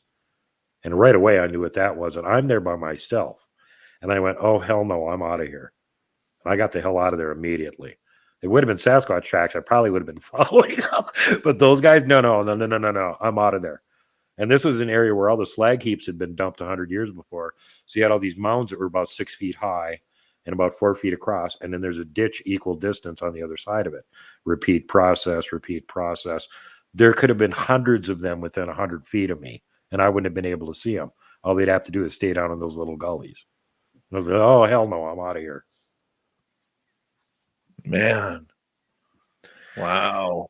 So, and here's another perfect example. Up to that point, I was poo-pooing the notion of the little people because the state I came from doesn't really have much in the way of reports on them or anything. Supposedly they're there, but all swamps and stuff, so nobody ever sees them. And here I am, and I had the guy that actually owns the nearby ghost town that the Park Service is taking care of. The heck's the name of it? It's on top of the same mountain. Actually, it's like one of the most well-preserved ghost towns in the U.S., and 4 miles away from it is this completely deserted disaster. There's nothing left. Ghost town of Coloma. That's the one we go research at because there's a Bigfoot activity around there, and there's ghost activity. We brought the guys from Paranormal Portal up there and for a couple different treks up there, and they brought all their ghost busting gear with them, and they were just blown away by how active it was. But even though I had been told by a bunch of the locals that there were little people living up there, the guy that owns the ghost town on the other side of the mountain he won't go there after dark because same thing. He says the little people live there. I'm like, okay, all right, whatever, little people. Well, then I'm down at the base of the cliff by myself, and I found those tracks, and I'm like, oh shit, they weren't kidding. They're here. I'm out of here. There ain't no woman with some little toddler with moccasins on down at the base of this cliff in the middle of nowhere letting the kid walk around. No way in hell. And they had one of those reports from down there in Wyoming too, where somebody had found the tracks of a kid just walking out into the desert. They went, holy cow, there's a kid lost out here in the desert. They followed him for like a couple miles, and then it got dark. So they came back to the Park Service and reported it. Hey, there's a kid lost out here. I was tracking him for about 2 miles until I ran out of light, and I was afraid I was going to get lost. So I came back to get you guys. I can take you right back to where the trail started again. So crack of dawn, they're out there. They're trailing these kid tracks. It goes out into the desert about another 2 miles further than he followed them. And then it goes into this rock field. And one of the park rangers goes, I don't think that was a kid. Because again, this is right where the Nurumbi are supposed to be living. It was heading toward the Prior Mountains.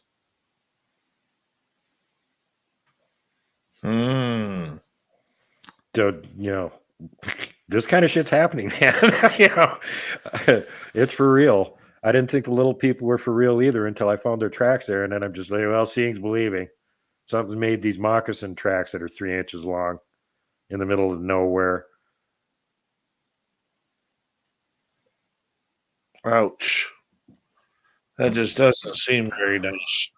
That's why I don't discount any possibilities, because every time I say, oh, those don't exist, yeah, then I'll find out they actually do exist. So let me just put this on the record right now. Okay, Godzilla exists, dragons exist. What else? What else is horrifying? Anything imaginable, it exists. Don't show yourself to me. I don't want to know you actually exist. Damn. Now I've seen my scariest encounter wasn't even with a forest cryptid or anything. It was right in the middle of downtown Minneapolis about 2:00 in the afternoon when it was blazing hot. And again, run into something that isn't supposed to exist. And that just scared the crap out of me. And that's one thing that made Bigfoot a lot less scary after running into something much more scary. But I don't tell that story. Too scary. Plus, had no evidence for it. Didn't take picture. That's just not cool. No, you think when you're in the middle of the city, you're safe from monsters. But guess what? No. I'll drop a hint. You know that one myth about that Slavic witch that lives in the hut with the legs, the dancing hut?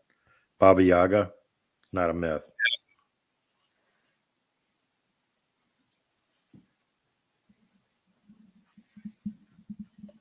Are you there? Yeah. Can you hear me? I can. You cut out there for a second on me. We're having solar flares hitting the earth right now, too, so it wouldn't surprise me if we start having problems with the internet. Yeah. Well, my friend, I am all downloaded, and I'm going to bed. I don't blame you. Go get some rest, brother, so you're ready to do another spectacular show tomorrow night. Tomorrow night, Stormy Daniels. Oh, boy. Yep. Paranormal, Parababe. I'm sure she doesn't remember me, but back in the 1980s, I actually met her a couple times because she was friends with one of my friends. Yeah. Florida. Well, We're going to chat with her about ghosts. All right. So all I'm going to say is, look, in the chat room tomorrow night, let's keep it to paranormal. We're not talking about Trump. We're not talking about porn. We're keeping it to paranormal. So if anybody sees anybody in our chat room that is being a little rambunctious, okay, like cornholio, where you got TP for your bunghole and your hands are up and you're like, I'm cornholio. We don't want that. All right.